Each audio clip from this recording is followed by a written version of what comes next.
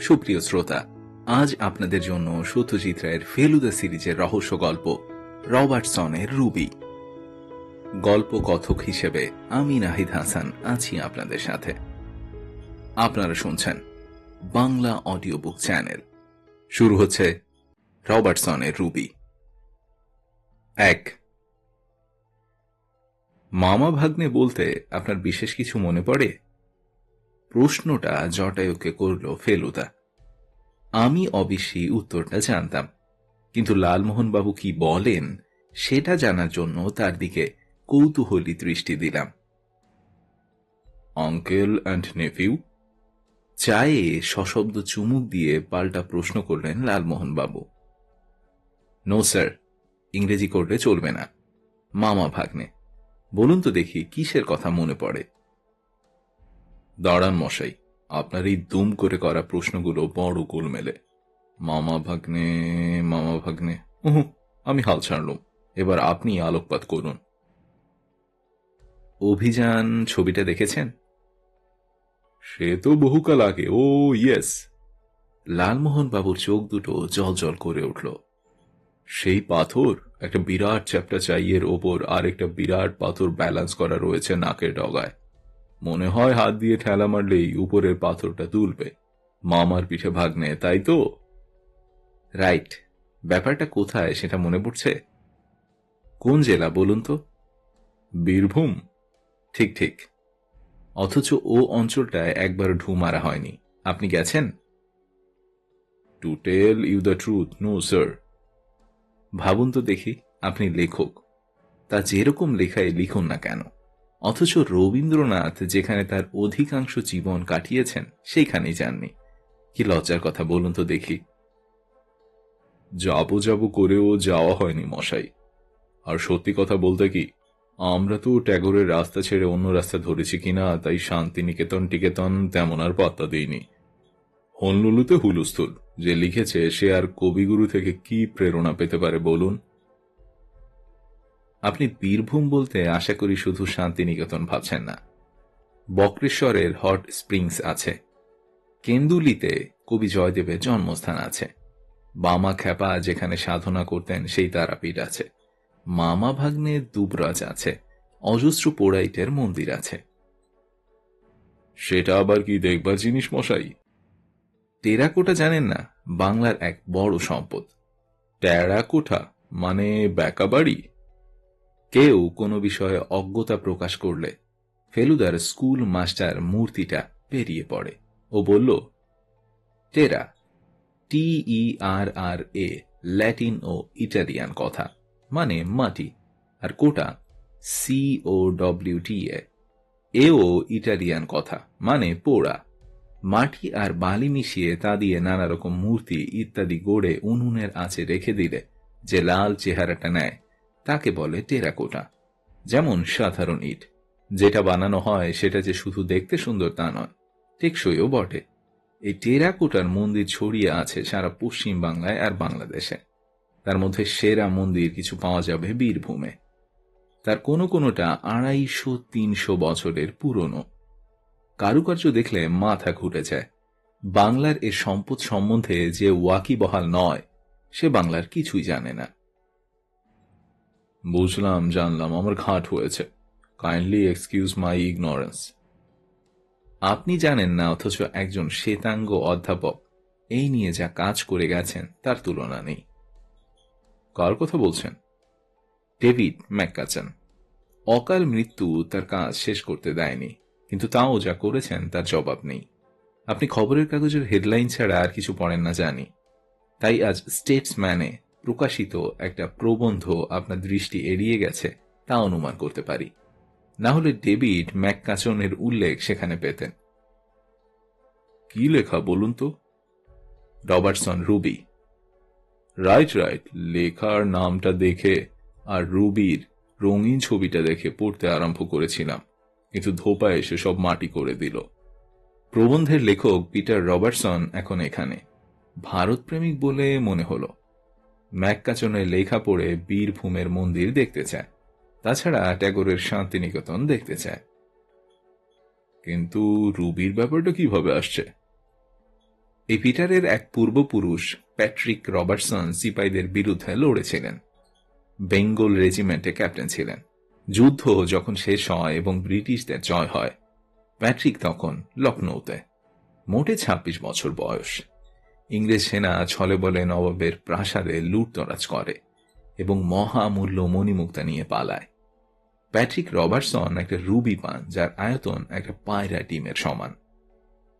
সেই রুবি প্যাট্রিকের সঙ্গে ইংল্যান্ড আসে এবং প্যাট্রিকের মৃত্যুর পর রবার্টসন পরিবারই থেকে যায়। লোকে উল্লেখ করত রবার্টসন রুবি বলে। সম্প্রতি প্যাট্রিকের একটি শেষ বয়সের ডায়েরি পাওয়া গেছে, যার অস্তিত্ব আগে জানা ছিল না। তাতে প্যাট্রিক লখনৌয়ের লুটতরাজের উল্লেখ করে গভীর অনুশোচনা প্রকাশ করেছেন। প্যাট্রিক বলেছেন তার আত্মা শান্তি পাবে শুধুমাত্র যদি তার কোনো বংশধর ভারতবর্ষ থেকে লুট করে আনা এই রুবি আবার ভারতবর্ষে ফেরত দিয়ে যায়। পিটার সেই পাথর সঙ্গে করে এনেছে এবং যাবার আগে এখানে কোনো মিউজিয়ামে দিয়ে যাবে। লালমোহন বাবু পুরো ব্যাপারটা শুনে কিছুক্ষণ চুপ করে থেকে বললেন, কেন্দুলিতে শীতকালে দারুণ মেলা হয় বলে শুনেছি। ঠিকই শুনেছেন, দলে দলে বাউল আসে সেই মেলাতে। সেটা ঠিক কখন হয় মশাই? এই এখন মকর সংক্রান্তিতে শুরু হয়েছে। What is the best way to go? Lalmohan বাবুর মাঝে মাঝে একটা সাহেবী মেজাজ প্রকাশ পায়। উনি বলেন সেটা ওর গল্প লেখার জন্য অনেক ইংরেজি বই কনসাল্ট করতে হয় বলে। ফেলুদা বলল, সত্যি যেতে চাইছেন বীরভূম? Very much so. তাহলে আমি বলি কি, আপনি হরিপদ বাবুকে বলুন সোজা আপনার গাড়ি নিয়ে বোলপুর চলে যেতে। আমরা সেদিনই শান্তিনিকেতন এক্সপ্রেসে চলে যাব। যাবার আগে অবশ্য ট্যুরিস্ট লজে বুকিং করে নিতে হবে। ফার্স্ট ট্রেন শুধু বর্ধমানে থাকে, 2.5 ঘন্টায় শান্তিনিকেতন পৌঁছে যাব। ট্রেনেই যাব বলছেন? তার কারণ আছে। শান্তিনিকেতন এক্সপ্রেসে লাউঞ্জ কার বলে একটা ফার্স্ট ক্লাস এয়ার কন্ডিশন বগি থাকে। এত করিডোর নেই। সে আদিকালের কামরার মতো চওড়া। 25-30 জন যায়। বৈঠকখানার মতো সোফা, কাউচ, টেবিল পাতা রয়েছে। এ সুযোগ ছাড়া উচিত নয়। জিপা দিয়ে লালাক্ষরণ হচ্ছে মশাই। তাহলে একটা কাজ করি, শতদলকে একটা পোস্ট কার্ড ড্রপ করে দিই। শতদলটাকে? শতদল সেন, এক স্কুলে এক ক্লাসে পড়িছি। এখন বিশ্বভারতীর ইতিহাসের অধ্যাপক। ব্রিলিয়ান্ট ছাত্র ছিল মশাই। আমি ওকে কোনোদিন টেক্কা দিতে পারিনি।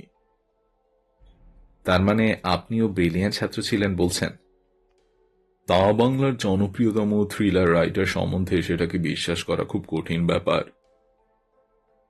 তা আপনার বর্তমান আইকিউ পর্যন্ত বলে ফেলুদার কথাটা শেষ করল না। বলল, লিখে দিন আপনার বন্ধুকে। 2 দিনের মধ্যে সব ব্যবস্থা হয়ে গেল। বোলপুর ট্যুরিস্ট লজে একটা ডাবল আর একটা সিঙ্গেল রুম বুক করা হয়েছে। গরম কাপড় বেশ ভালো রকম নিতে হবে, কারণ এটা জানুয়ারি মাস।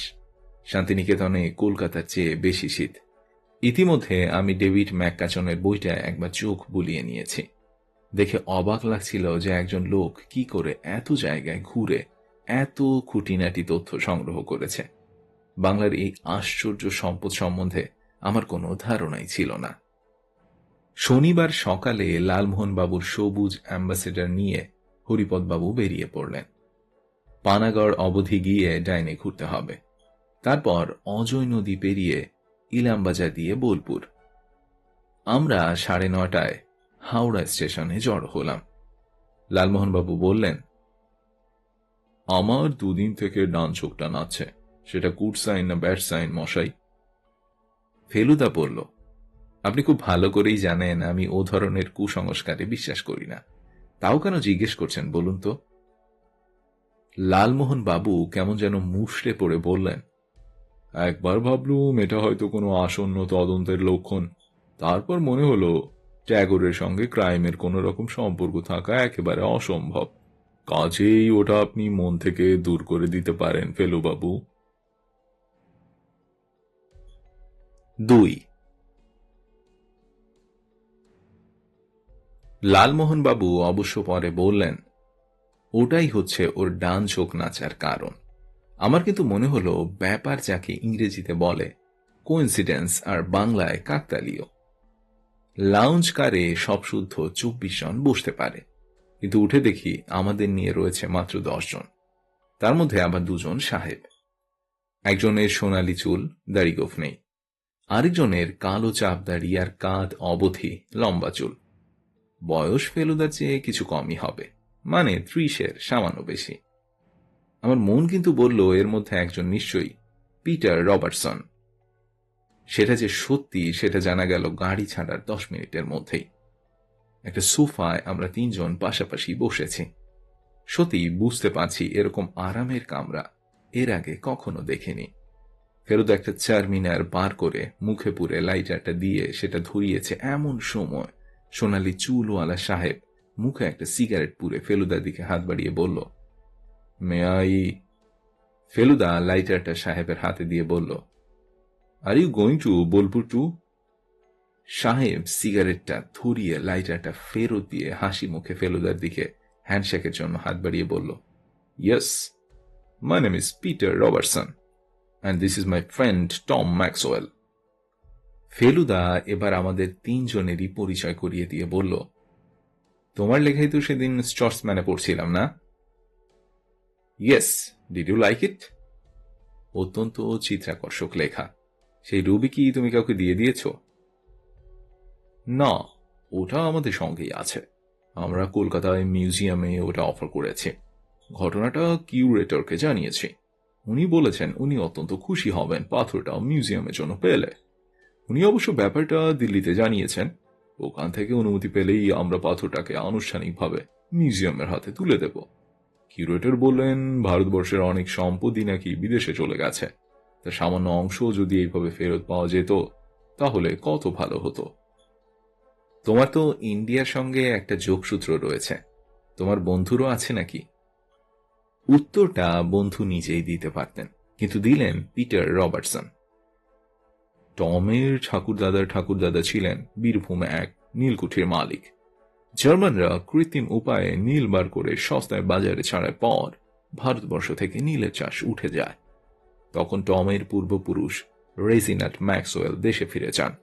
আমাদের দুজনেরই একই ভ্রমণের নেশা, আর তার থেকে বন্ধুত্ব। টম একজন পেশাদার ফটোগ্রাফার, আমি স্কুল মাস্টারি করি। টমের পাশেই কামরার মেঝেতে রাখা একটা ব্যাগ দেখে আন্দাজ করেছি তাতে ক্যামেরার সরঞ্জাম রয়েছে। তোমরা কদিন বীরভূমে থাকবে? ফেলুদা জিজ্ঞেস করল। 1 শতক, বলল পিটার রবার্টসন। আসল কাজ কলকাতাতেই, কিন্তু বাংলা কিছু টেরাকোটা মন্দির দেখার শখ আছে। বীরভূমে অবশ্যই মন্দির ছাড়াও বেশ কিছু দেখবার জিনিস আছে, একবার গিয়ে পড়লে একসঙ্গে ঘুরে দেখা যাবে। ভালো কথা, তোমার স্টেটসম্যানের লেখার কোনো প্রতিক্রিয়া হয়নি? কি বলছো? লেখা বার হবার 3 দিনের মধ্যে স্টেটসম্যানের চিঠি আসতে শুরু করে। লেখকদের মধ্যে রাজার ম্যানেজার আছে, ধনী ব্যবসাদার আছে, রত্ন সংগ্রাহক আছে। এরা সকলেই রবিটা কিনতে চায়। আমি আমার লেখার মধ্যে স্পষ্টই বলে দিয়েছি যে ওটা আমি বিক্রি করব না। রবার্টসনের রুবি নিয়ে আমাদের দেশেও রত্ন সংগ্রাহকদের মধ্যে চাঞ্চল্য পড়ে গেছে অনেকদিন থেকে। তারা ওটার জন্য কত টাকা দিতে প্রস্তুত তা তুমি কল্পনা করতে পারবে না। আমি লন্ডনে যাচাই করিয়ে দেখেছি, এটার মূল্য হচ্ছে 20,000 পাউন্ডস। পাথরটা বোধ হয় তোমার কাছেই রয়েছে। ওটা টমে চিম্মা, এ ব্যাপারেও আমার চেয়ে অনেক বেশি সাবধান। তাছাড়াও রিভলভার আছে, প্রয়োজনে সেটা ব্যবহার করতে পারে। পাথরটা কি একবার দেখা যায়? নিশ্চয়ই। পিটার টমের দিকে দৃষ্টি দিল। টম তার ক্যামেরার ব্যাগ খুলে তার মধ্য থেকে একটা নীল মখমলের বাক্স বের করল। ফেলুদা তার হাত থেকে বাক্সটা নিয়ে খুলতেই আমাদের 3 জনের মুখ দিয়ে একসঙ্গে একটা বিস্ময়সূচক শব্দ বেরিয়ে পড়ল। শুধু যে এমন পাথর এর আগে দেখিনি তা নয়, এমন লাল রঙও আর কোথাও দেখেছি বলে মনে পড়ল না। ফেলুদা পাথরটা কিছুক্ষণ হাতে ঘুরিয়ে ঘুরিয়ে দেখে ইটস অ্যামেজিং বলে সেটা ফেরত দিয়ে দিল। তারপর টম ম্যাক্সওয়েলকে উদ্দেশ্য করে বলল, আপনার রিভলভারটা একবার দেখতে পারি? ও বিষয়ে আমার কিঞ্চিত জ্ঞান আছে। কথাটা বলে ফেলুদা তার পকেট থেকে একটা ভিজিটিং কার্ড বার করে পিটারের হাতে দিল। পিটারের চোখ কপালে উঠে গেল। সে কি, তুমি যে দেখছি প্রাইভেট ইনভেস্টিগেটর, তাহলে তো আমাদের কোনো গন্ডগোল হলে তোমার শরণাপন্ন হতে হবে। গন্ডগোল আশা করি হবে না, যদিও সেটা নির্ভর করছে ম্যাক্সওয়েল সাহেবের ওপর, কারণ পাথরটা ওর জিম্মায় রয়েছে। ইতিমধ্যে ম্যাক্সওয়েল তার রিভলভারটা বার করেছে, এবার সেটা ফেলুদাকে দেখতে দিল। দেখেই বুঝলাম সেটা ফেলুদার কোল্ট না, অন্য কোম্পানির তৈরি। ওয়েলি স্কট, বলল ফেলুদা। তারপর রিভলভারটা ফেরত দিয়ে বলল, তোমায় একটা কথা জিজ্ঞেস করতে পারি কি? নিশ্চয়ই। তোমার এটা দরকার হয় কেন? ফটোগ্রাফির নেশা আমাকে নানান জায়গায় নিয়ে যায়। অনেক দুর্গম জায়গায় আমি গিয়েছি, জঙ্গলি উপজাতিদের ছবি তুলেছি। বুঝতেই পারছো, সঙ্গে একটা অস্ত্র থাকলে কাজটা অনেক সহজ হয়ে যায়। এই রিভলভার দিয়ে আমি আফ্রিকায় ব্ল্যাক মাম্বা সাপ পর্যন্ত মেরেছি। ভারতবর্ষে এর আগে কখনো এসেছ? না, এই প্রথম। ছবি তোলা শুরু করে দিয়েছ? কলকাতার কিছু জনবহুল অঞ্চলে ছবি তুলেছি। তার মানে বস্তি? হ্যাঁ, আমি যে পরিবেশে মানুষ, সেরকম পরিবেশের ছবি তোলার কোনো ইচ্ছা আমার নেই। তার থেকে যত অন্যরকম হয় ততই ভালো। আমার মনে হয় property is more photogenic than prosperity. Photo what? প্রশ্নটা করলেন জটায়ু। ফটোজেনিক, বলল ফেলুদা, অর্থাৎ চিত্রগুণ সম্পন্ন। লালমোহন বাবু বিড়বিড় করে বাংলায় মন্তব্য করলেন, এ কি বলতে চায়, হাড় হাভাতেরা আর মোর ফটোজেনিক দেন যারা খেয়ে পড়ে আছে? ম্যাক্সওয়েল বলল, কাজেই এখানেও আমাদের ওই কথাটা মনে রাখতে হবে। ওই কথা মনে রেখেই আমি এখানেও ছবি তুলব। ভদ্রলোকের কথাগুলো আমার কেন জানি অদ্ভুত লাগছিল। পিটার ভারতবর্ষকে ভালোবাসে, তাতে কোনো সন্দেহ নেই, কিন্তু তার বন্ধুর মনোভাব এত অন্যরকম হয় কি করে? এই বন্ধুত্ব টিকবে তো? বর্ধমানে চাওয়ালা ডেকে ভাড়ে চা খাওয়া হলো। সেই চাওয়ালাদের দাঁড় করিয়ে তার ছবি তুললেন ম্যাক্সওয়েল। বোলপুর স্টেশনে পৌঁছে সাইকেল রিকশার ভিড় দেখে ম্যাক্সওয়েল ব্যস্ত হয়ে পড়েছিল, কিন্তু পিটার তাকে জানিয়ে দিল যে স্টেশনে এত সময় নষ্ট করা চলবে না। 4টি রিকশা নিয়ে মালপত্র সমেত আমরা যখন বোলপুর ট্যুরিস্ট লজে পৌঁছলাম, তখন 1:10 3 স্টেশনে লালমোহন বাবুর বন্ধু শতদল সেন এসেছিলেন। লালমোহন বাবুরই বয়সী, ফর্সা রং, মাথায় ঢেউ খেলানো কালো চুল। অনেকদিন পরে একজনকে দেখলাম যিনি লালমোহন বাবুকে লালু বলে সম্বোধন করলেন। ভদ্রলোক নিজেও অবিশ্বাসী হয়ে গেলেন সতু। যে যার ঘরে যাবার আগে ট্যুরিস্ট লজের লাউঞ্জে বসে কথা হচ্ছিল। শতদল বাবু বললেন, তোদের গাড়ি বলছিস 3টে নাগাদ আসবে, তারপর তোরা চলে আসিস আমার ওখানে। পিয়ারসন পল্লীতে খোঁজ করলেই আমার বাড়ি দেখিয়ে দেবে। নাম শান্তিনিলয়। তোদের একবার উত্তরায়ণ কমপ্লেক্সটা দেখিয়ে আনব। ফেলুদা বলল, আমাদের সঙ্গে কি 2জন সাহেব যেতে পারেন? বেশ, তো তারা ওয়েলকাম। শতদল বাবু চলে গেলেন। সকালে স্নান করে বেরিয়েছিলাম, তাই ঘরে মালপত্র রেখে প্রথমেই লাঞ্চটা সেরে নিলাম। শান্তিনিকেতনে সত্যি শান্ত পরিবেশ, তাই ফেলুদার রেস্ট হবে ভালো। ও সম্প্রতি 2টো মামলা করে এসেছে। প্রথমটা মনে হয়েছিল আত্মহত্যা, কিন্তু শেষটায় দাঁড়ালো খুন, আর দ্বিতীয়টা জালিয়াতি। দুটোই বেশ ঝামেলার কেস ছিল, তাই ওর এখন সত্যি বিশ্রামের দরকার। ডাইনিং রুমেই পিটার আর টমকে আমাদের বিকেলের প্ল্যানটা বলে দিলাম। পিটার তৎক্ষণাৎ রাজি, যদিও টম কিছুই বলল না। পিটার এও বলল যে এর মধ্যেই ও দুবরাজপুরের এক ধনী ব্যবসায়ীর কাছ থেকে টেলিফোন পেয়েছে। ফোনটা করেছিল তার ছেলে, কারণ ভদ্রলোকের ইংরেজিটা নাকি তেমন সরকর নয়।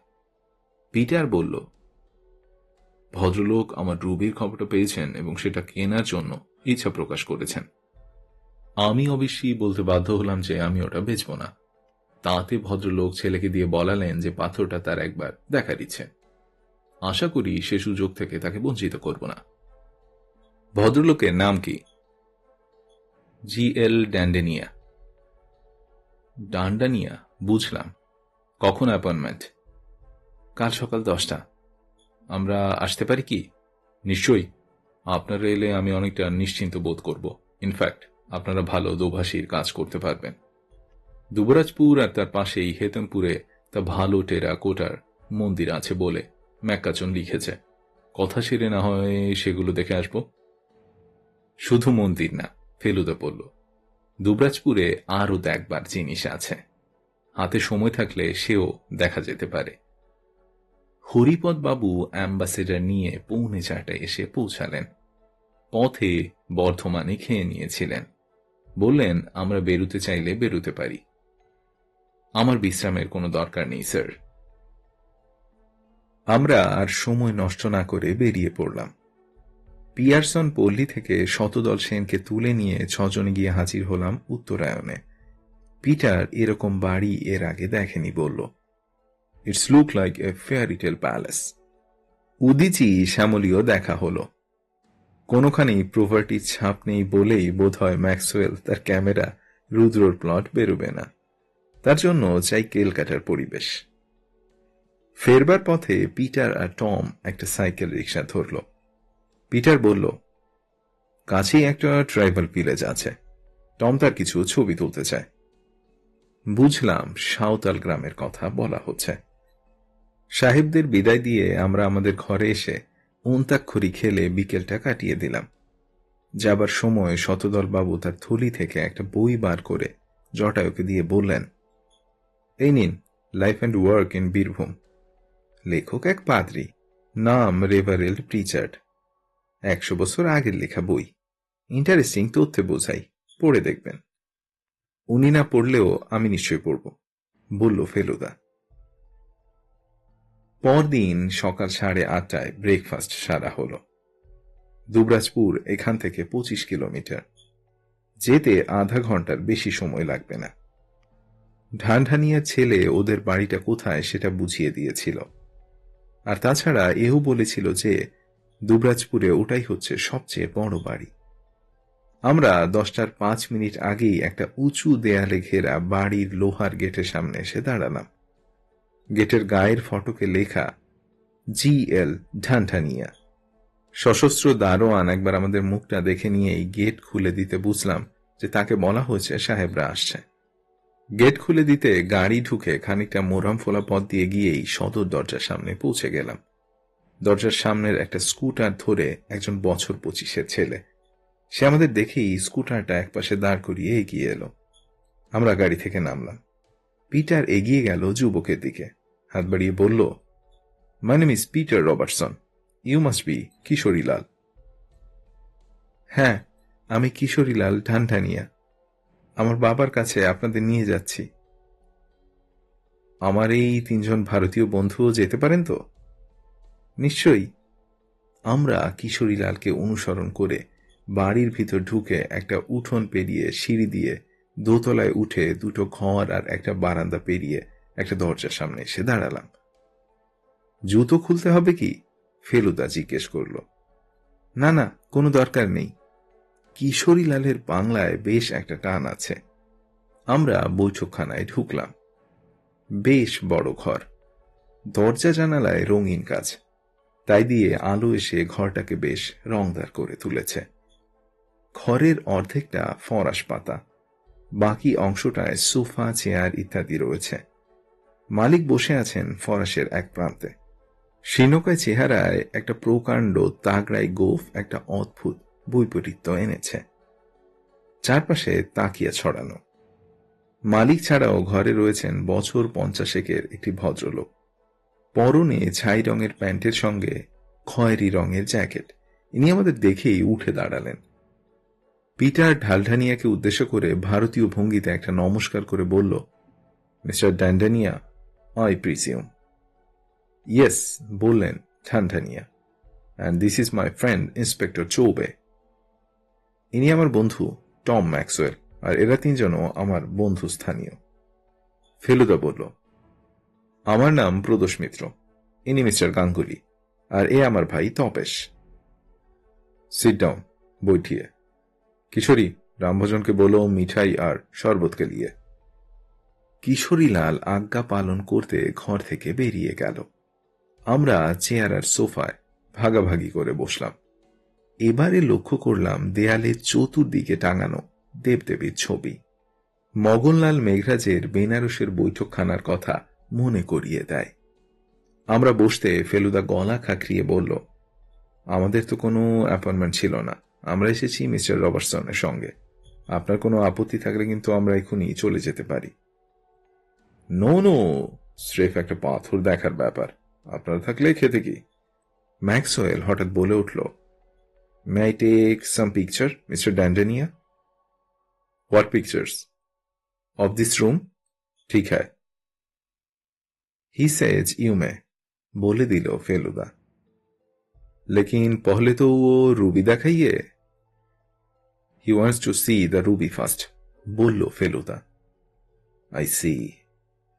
ম্যাক্সওয়েল ক্যামেরাটা পাশে সরিয়ে রেখে ব্যাগের ভিতর হাত ঝুঁকিয়ে রুবির কৌটোটা বার করল। তারপর সেটাকে খুলে ঢানঢানিয়ার দিকে এগিয়ে দিতে আমার বুকটা কেন জানি ধুকপুক করে উঠল। ঢানঢানিয়া পাথরটা বার করে ঘুরিয়ে ফিরিয়ে দেখে কোনো মন্তব্য না করে সেটা তার বন্ধু ইন্সপেক্টর চৌবের হাতে চালান দিলেন। চৌবে সেটা খুব তারিফের দৃষ্টিতে দেখে আবার ঢানঢানিয়াকে ফেরত দিল। What price in England? Dhandhania প্রশ্ন করলেন। 20,000 পাউন্ডস, বলল পিটার রবার্টসন। 10 লাখ রুপাইয়া। এবার পাথরটা বাক্সে রেখে সেটা ম্যাক্সওয়েলকে ফেরত দিয়ে ঢানঢানিয়া বললেন, আই উইল পে 10 lakhs।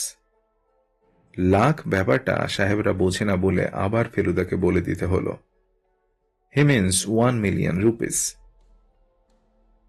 কিন্তু তার প্রশ্ন আসে কি করে, বলল রবার্টসন, আমি তো পাথরটা বিক্রি করব না। এই প্রথম বুঝলাম ঢানঢানিয়া ইংরেজিটা দিব্যি বোঝেন, কেবল বলার সময় হোঁচট খান। Why not, শুধলেন ঢানঢানিয়া।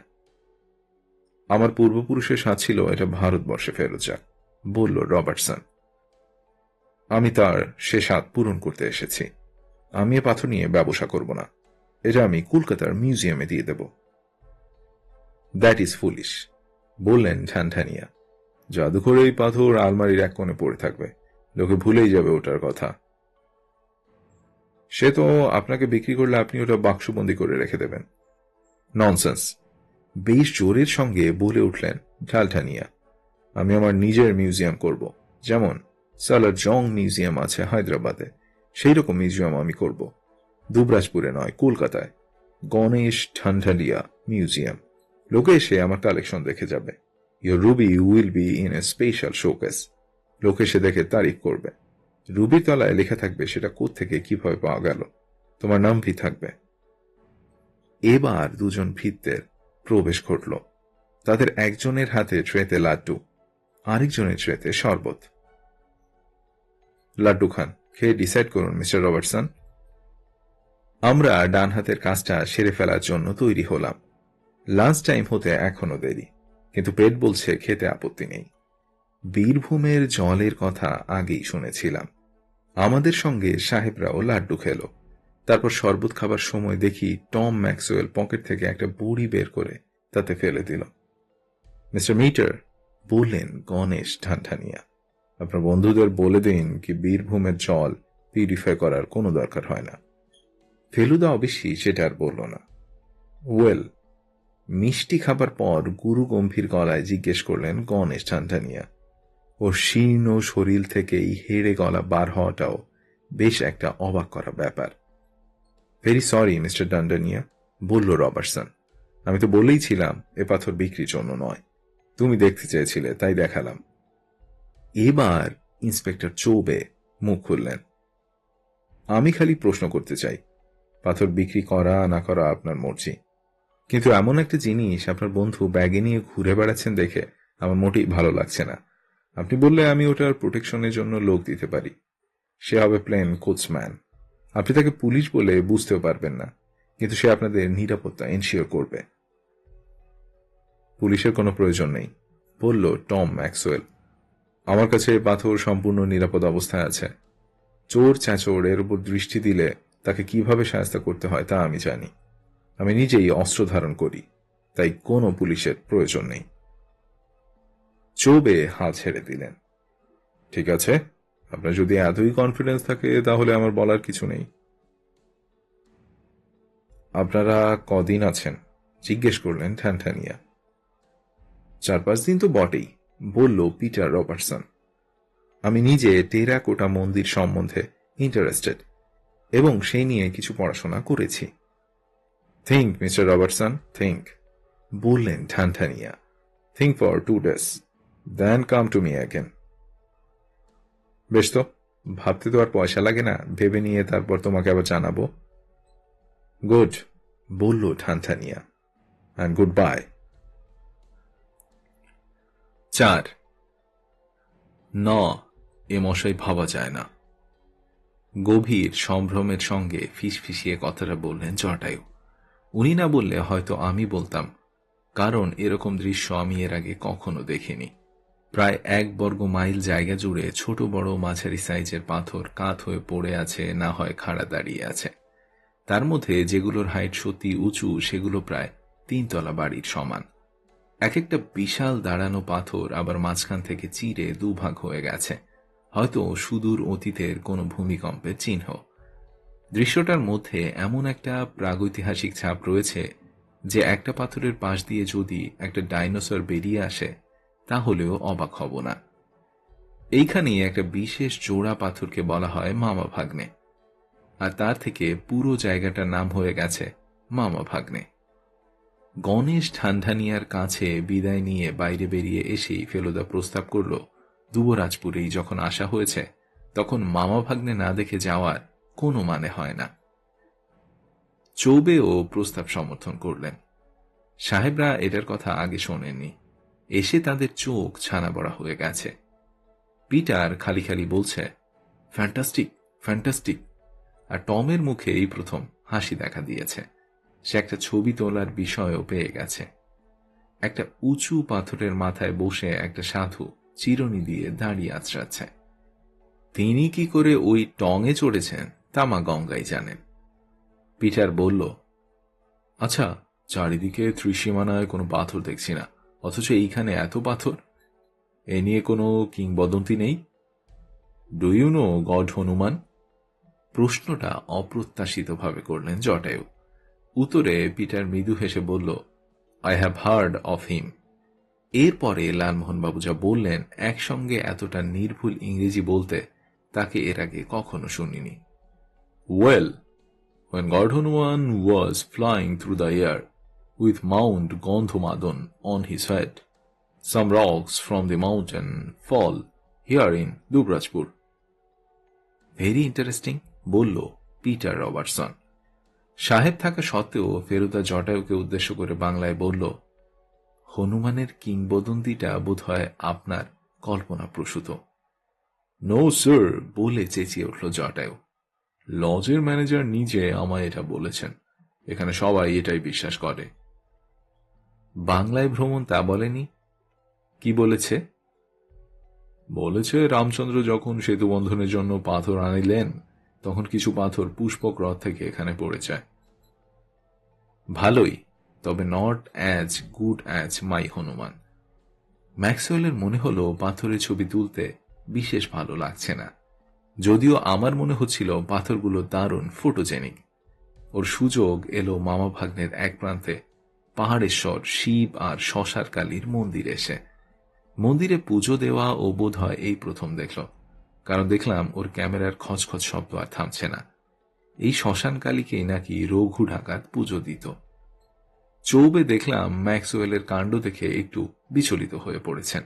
বললেন, এখানে অনেকেই কিন্তু বিদেশিরা যে সবকিছু ছবি তুলে নিয়ে যায় সেটা পছন্দ করে না। এ ব্যাপারে তোমাকে একটু সাবধান হতে হবে। কেন? ফুস করে বলে উঠল ম্যাক্সওয়েল। এখানে চোখের সামনে যা ঘটছে তারই তো ছবি তুলছি আমি, জোচুরি তো করছি না। তাও বলছি, কখন কি নিয়ে কে আপত্তি করে বসে তা বলা যায় না। ভারতীয়রা এ ব্যাপারে একটু সেন্সিটিভ।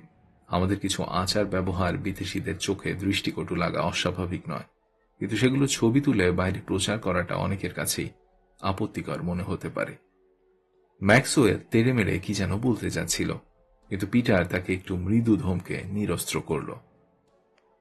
আমরা মামা ভাগ্নে দেখে তেষ্টা মেটানোর জন্য কিছু দূরে রাস্তার ধারে একটা চায়ের দোকানে গিয়ে রাস্তার ওপরেই রাখা বেঞ্চিগুলোতে বসে চা আর নান খাদাই অর্ডার দিলাম। হরিপদবাবু বললেন উনি এই ফাঁকে একবার চা খেয়ে নিয়েছেন, তাই আর খাবেন না। ইন্সপেক্টর চৌবে ফেলুদার পাশে বসেছিলেন, তার পাশে আমি। তাই চৌবে যে কথাটা বললেন সেটা আমার কানে এলো। আপনার নাম শুনেই আমি আপনাকে চিনেছি, কিন্তু সেটা আর প্রকাশ করিনি, কারণ মনে হলো যত্রতত্র আপনার আসল পরিচয়টা প্রকাশ পেয়ে যায়, সেটা হয়তো আপনি চাইবেন না। আপনি ঠিকই অনুমান করেছেন, বলল ফেলুদা। এখানে কি বেড়াতে? পুরোপুরি। I see. আপনি তো বিহারের লোক বোধ হয়। হ্যাঁ, কিন্তু 5 পুরুষ ধরে আমরা বীরভূমেই রয়েছি। ভালো কথা। ম্যাক্সওয়েল ছেলেটির সঙ্গে ভারতবর্ষের কোনো যোগসূত্র আছে কি? ম্যাক্সওয়েলের ঠাকুরদাদাই বীরভূমে একটা নীলকুঠির মালিক ছিলেন। নাম বোধ হয় রেজিনেল্ড ম্যাক্সওয়েল। তাই হবে। আমি ছেলেবেলায় বাপ ঠাকুরদাদার মুখে এক ম্যাক্সওয়েল সাহেবের নাম শুনেছি। তিনিও নীলকুঠির মালিক ছিলেন। লাভপুরের কাছে ছিল তার কুঠি। গায়ে লোকে বলতো ম্যাকশিয়াল সাহেব, তারপর ক্রমে সেটা খ্যাকশিয়ালে পরিণত হয়। কেন? কারণ লোকটা ছিল ঘোর অত্যাচারী ও অহংকারী। এর মধ্যেও দেখছি সেই পূর্বপুরুষের রক্ত কিছুটা বইছে। অথচ রবার্টসন সাহেব কিন্তু একেবারেই সেরকম নন। সত্যি করেই ভারতবর্ষ ভারতীয়দের ভালোবাসেন। চা পর্ব সেরে যুবরাজপুরের 2 মাইলের মধ্যে হেতমপুরে কয়েকটা সুন্দর টেরাকোটা মন্দির দেখে আমরা লাঞ্চের আগেই ট্যুরিস্ট লজে ফিরে এলাম। হেতমপুরের মন্দিরের গায়ে 200 বছরের পুরনো থামে মেম সাহেবের মূর্তি দেখে রবার্টসন মুগ্ধ। ম্যাক্সওয়েলের দেখলাম মন্দির সম্বন্ধে কোনো কৌতূহল নেই। সে রাস্তার ধারে টিউবওয়েলে এক মা তার বাচ্চাকে স্নান করিয়ে দিচ্ছিল, তারই কয়েকটা ছবি তুলে ফেলল। হেতমপুর থেকে চৌবে বিদায় নেবার আগে ফেলুদা তাকে একটা প্রশ্ন করল। আপনার সঙ্গে তো ঢান্ডানিয়ার যথেষ্ট পরিচয় আছে দেখলাম, লোকটা কেমন? চৌবে বলল, পরিচয় মানে ও আমাকে হাতে রাখতে চায়। ওর নানা রকম সব ধোঁয়াটে কারবার আছে, তাই পুলিশের সঙ্গে ওর দোস্তি রাখাটা দরকার। আমি অবশ্য ওর খাতিরের মানে বুঝি এবং সবসময়ই চোখ কান খোলা রাখি। গোলমাল দেখলে আমি ওকে রেহাই দেব না। তবে লোকটা ধনী, ওই রুবির জন্য 10 লাখ দিতে ওর গায়ে লাগবে না।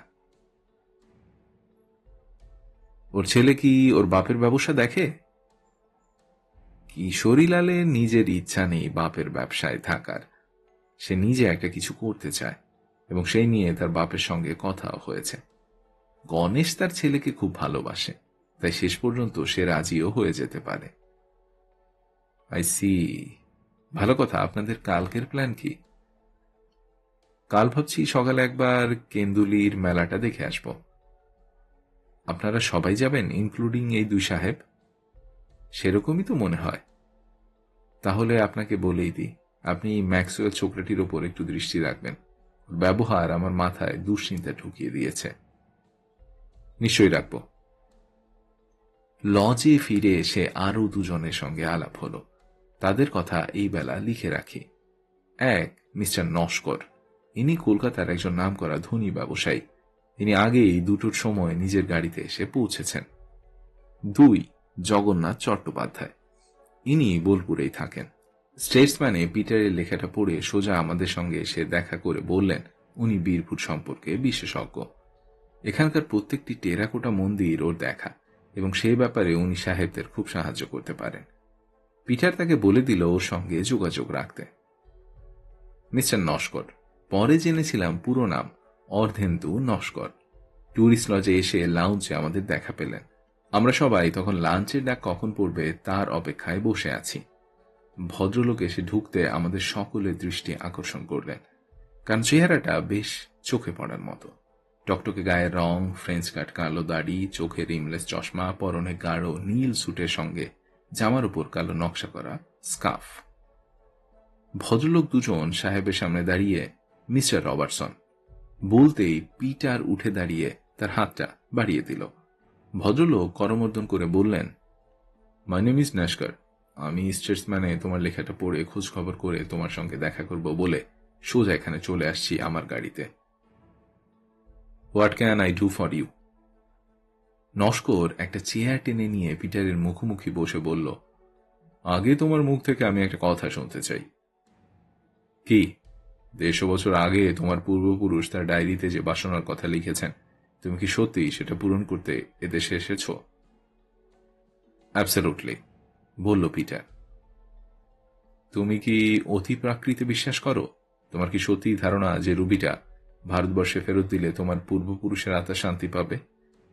পিটার শুকনো গলায় উত্তরটা দিল, আমি কি বিশ্বাস করি বা না করি সেটা জানার কি দরকার? যতদূর বুঝছি আপনি রুবিটা কেনার প্রস্তাব করছেন। আমার উত্তর হলো, আমি ওটা বেচব না। তুমি তোমার দেশের জহুরুকে এটা দেখিয়েছ? দেখিয়েছি। রুবির দাম তার মতে কত হতে পারে? 20,000 পাউন্ডস। পাথরটা কি হাতের কাছে আছে সেটা একবার দেখতে পারি কি? পাথরটা টমের কাছেই ছিল। সে ব্যাগ থেকে কৌটোটা বার করে নস্করকে দিল। মিস্টার নস্কর কৌটোটা খুলে পাথরটা বার করে বেশ কিছুক্ষণ ধরে সেটা ঘুরিয়ে ফিরিয়ে দেখে তারপর পিটারের দিকে ফিরে বলল, তোমাদের দুজনের কাউকেই তো তেমন ধনী বলে মনে হচ্ছে না। তার কারণ, বলল পিটার, আমরা ধনী নই, কিন্তু এ বলতে পারি যে আমরা লোভীও নই। আমরা দুজনে কিন্তু এক ছাঁচে ঢালা নই, টম ম্যাক্সওয়েল হঠাৎ বলে উঠল। তার মানে? নস্কর শুধলেন। পিটার বলল, আমার বন্ধু বলতে চাইছে যে এ ব্যাপারে আমাদের দুজনের মধ্যে মতের সম্পূর্ণ মিল নেই। অর্থাৎ রুবিটা বিক্রি করে 2 পয়সা রোজগারের ব্যাপারে তার কোনো আপত্তি নেই, কিন্তু রুবিটা তো ওর প্রপার্টি নয়, আমার প্রপার্টি। কাজেই ওর কথায় তেমন আমল না দিলেও চলবে। টম দেখি গম্ভীর হয়ে গেছে, তার কপালে গভীর খাজ। এনিওয়ে, বললেন নস্কর, আমি এখানে আরো 3 দিন আছি। শান্তিনিকেতনে আমার বাড়ি রয়েছে। আমি আপনাদের সঙ্গে যোগাযোগ রাখব। অত সহজে আমাকে ছেড়ে ফেলতে পারবেন না মিস্টার রবার্টসন। আমি আপনাকে 12 লাখ টাকা দিতে রাজি আছি। আমার মূল্যবান পাথরের সংগ্রহ সারা ভারতবর্ষে পরিচিত। এত বড় একটা রোজগারের সুযোগকে আপনারা কেন হেলাফেলা করছেন জানি না। আশা করি ক্রমে আপনাদের মত পরিবর্তন হবে। পিটার বলল, এখানে একটা কথা কিন্তু বলা দরকার, আপনার আগে আরেকজন আমাদের অফার দিয়েছিল। কে? দুবরাজপুরের একজন ব্যবসায়ী। ঢানঢানিয়া? হ্যাঁ। ও কত দেবে বলেছে? 10 লাখ। সেটা আরো বাড়বে না এমন কোনো কথা নেই। ঠিক আছে, ঢানঢানিকে আমি খুব চিনি, ওকে আমি ম্যানেজ করে নেব। মিস্টার নস্কর আমাদের কাছ থেকে বিদায় নিয়ে চলে গেলেন, আর ওদিকে ডাইনিং রুম থেকে খবর এলো যে পাত পড়েছে। 5 বোলপুর থেকে 25 মাইল দূরে 250 বছর আগে বর্ধমানের এক মহারানী তৈরি রাধা বিনোদের টেরাকোটা মন্দির ঘিরে চলছে কোন্দুলির বিরাট মেলা। মেলা বলতে যা বোঝায় তার সবই এখানে আছে। দক্ষিণ দিয়ে বয়ে চলেছে অজয় নদী। আমরা আমাদের গাড়িতে এসেছি সকলে, সেটা সম্ভব হয়েছে ফেলুদা গাড়ি চালানোর ফলে। আমরা 3 জন সামনে, আর পিছনে পিটার, টম ও জগন্নাথ চাটুর্যে। মেলার একপাশে একটা বিরাট বটগাছের তলায় বাউলরা জমায়েত হয়েছে। তাদের মধ্যে একজন আবার একতারা আর ডুগডুগি নিয়ে নেচে নেচে গান গাইছে। আমি অচল পয়সা হলাম রে ভবের বাজারে, তাই ঘৃণা করে ছয় না আমার রসিক দোকানদারে। জগন্নাথ বাবু এদিকে পিটারকে মন্দিরের গায়ের কারুকার্য বোঝাচ্ছে। আমিও কাছে গিয়ে অবাক হয়ে দেখলাম যে রামায়ণ মহাভারতের অনেক দৃশ্য মন্দিরের গায়ে খোদাই করা রয়েছে। টম একটু আগেও আমাদের পাশেই ছিল, এখন জানি না কোথায় চলে গেছে। একটা সুযোগ পেয়ে ফেলুদা পিটারকে নিজের কাছে ডেকে নিয়ে একটা প্রশ্ন করল, যেটা আমার মাথায়ও ঘুরছিল। তোমাদের দুজনের বন্ধুত্বে কি একটু চিড় ধরেছে? টমের কথাবার্তা হাব ভাব কাল থেকেই আমার ভালো লাগছে না। তুমি ওর উপর কতখানি বিশ্বাস রাখো? পিটার বলল, আমরা একই স্কুলে একই কলেজে পড়েছি। ওর সঙ্গে আমার বন্ধুত্ব 22 বছরের, কিন্তু ভারতবর্ষে আসার পর থেকে ওকে যেমন দেখছি তেমন আর আগে কখনো দেখিনি। ওর মধ্যে কতগুলো পরিবর্তন দেখছি। এক এক সময় মনে হয় ওর ধারণা ব্রিটিশরা এখনো বুঝি ভারতীয়দের শাসন করে। এছাড়া ও দেশে থাকতে রুবিটা ভারতবর্ষে ফেরত দেবার ব্যাপারে ও কোনো আপত্তি করেনি। এখন মনে হচ্ছে ওটা বিক্রি করতে পারলে ও আরো খুশি হয়। ওর কি খুব টাকার দরকার? ও সারা পৃথিবী ঘুরে ছবি তুলতে চায়, বিশেষ করে যেসব দেশে দারিদ্র্যের চেহারাটা খুব প্রকট। এতে যা খরচ হবে সে টাকা ওর কাছে নেই, তবে রুবিটা বিক্রি করলে যা টাকা পাওয়া যাবে তাতে আমাদের দুজনের খরচ কুলিয়ে যাবে। ও যদি তোমাকে না জানিয়ে পাথরটা পাচার করে? সেরকম বিশ্বাসঘাতকতা ও করবে বলে মনে হয় না। আমি ওকে মাঝে মাঝে শাসন করতে শুরু করেছি, মনে হয় তাতে কাজে দেবে। ফেলুদা এদিক ওদিক দেখে বলল, ও কোথায় গেছে বলতে পারো? তা তো জানি না, আমাকে বলে যায়নি। আমার একটা সন্দেহ হচ্ছে। কি?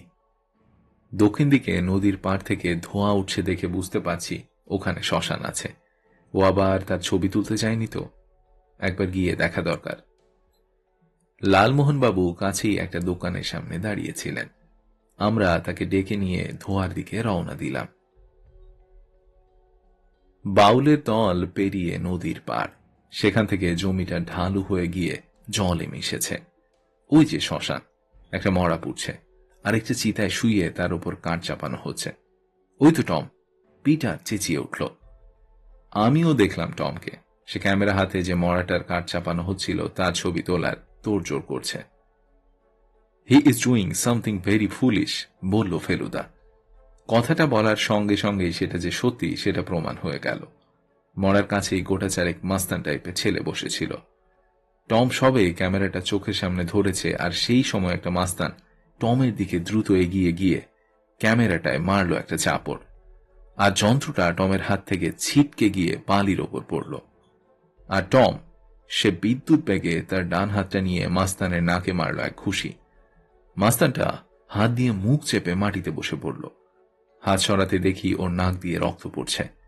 ফেলুদা আর এক মুহূর্ত অপেক্ষা না করে ঊর্ধ্বশ্বাসে গিয়ে মাস্তানদের সামনে হাত তুলে দাঁড়ালো। তার পিছনেই টম। ফেলুদা এবার মুখ খুলল।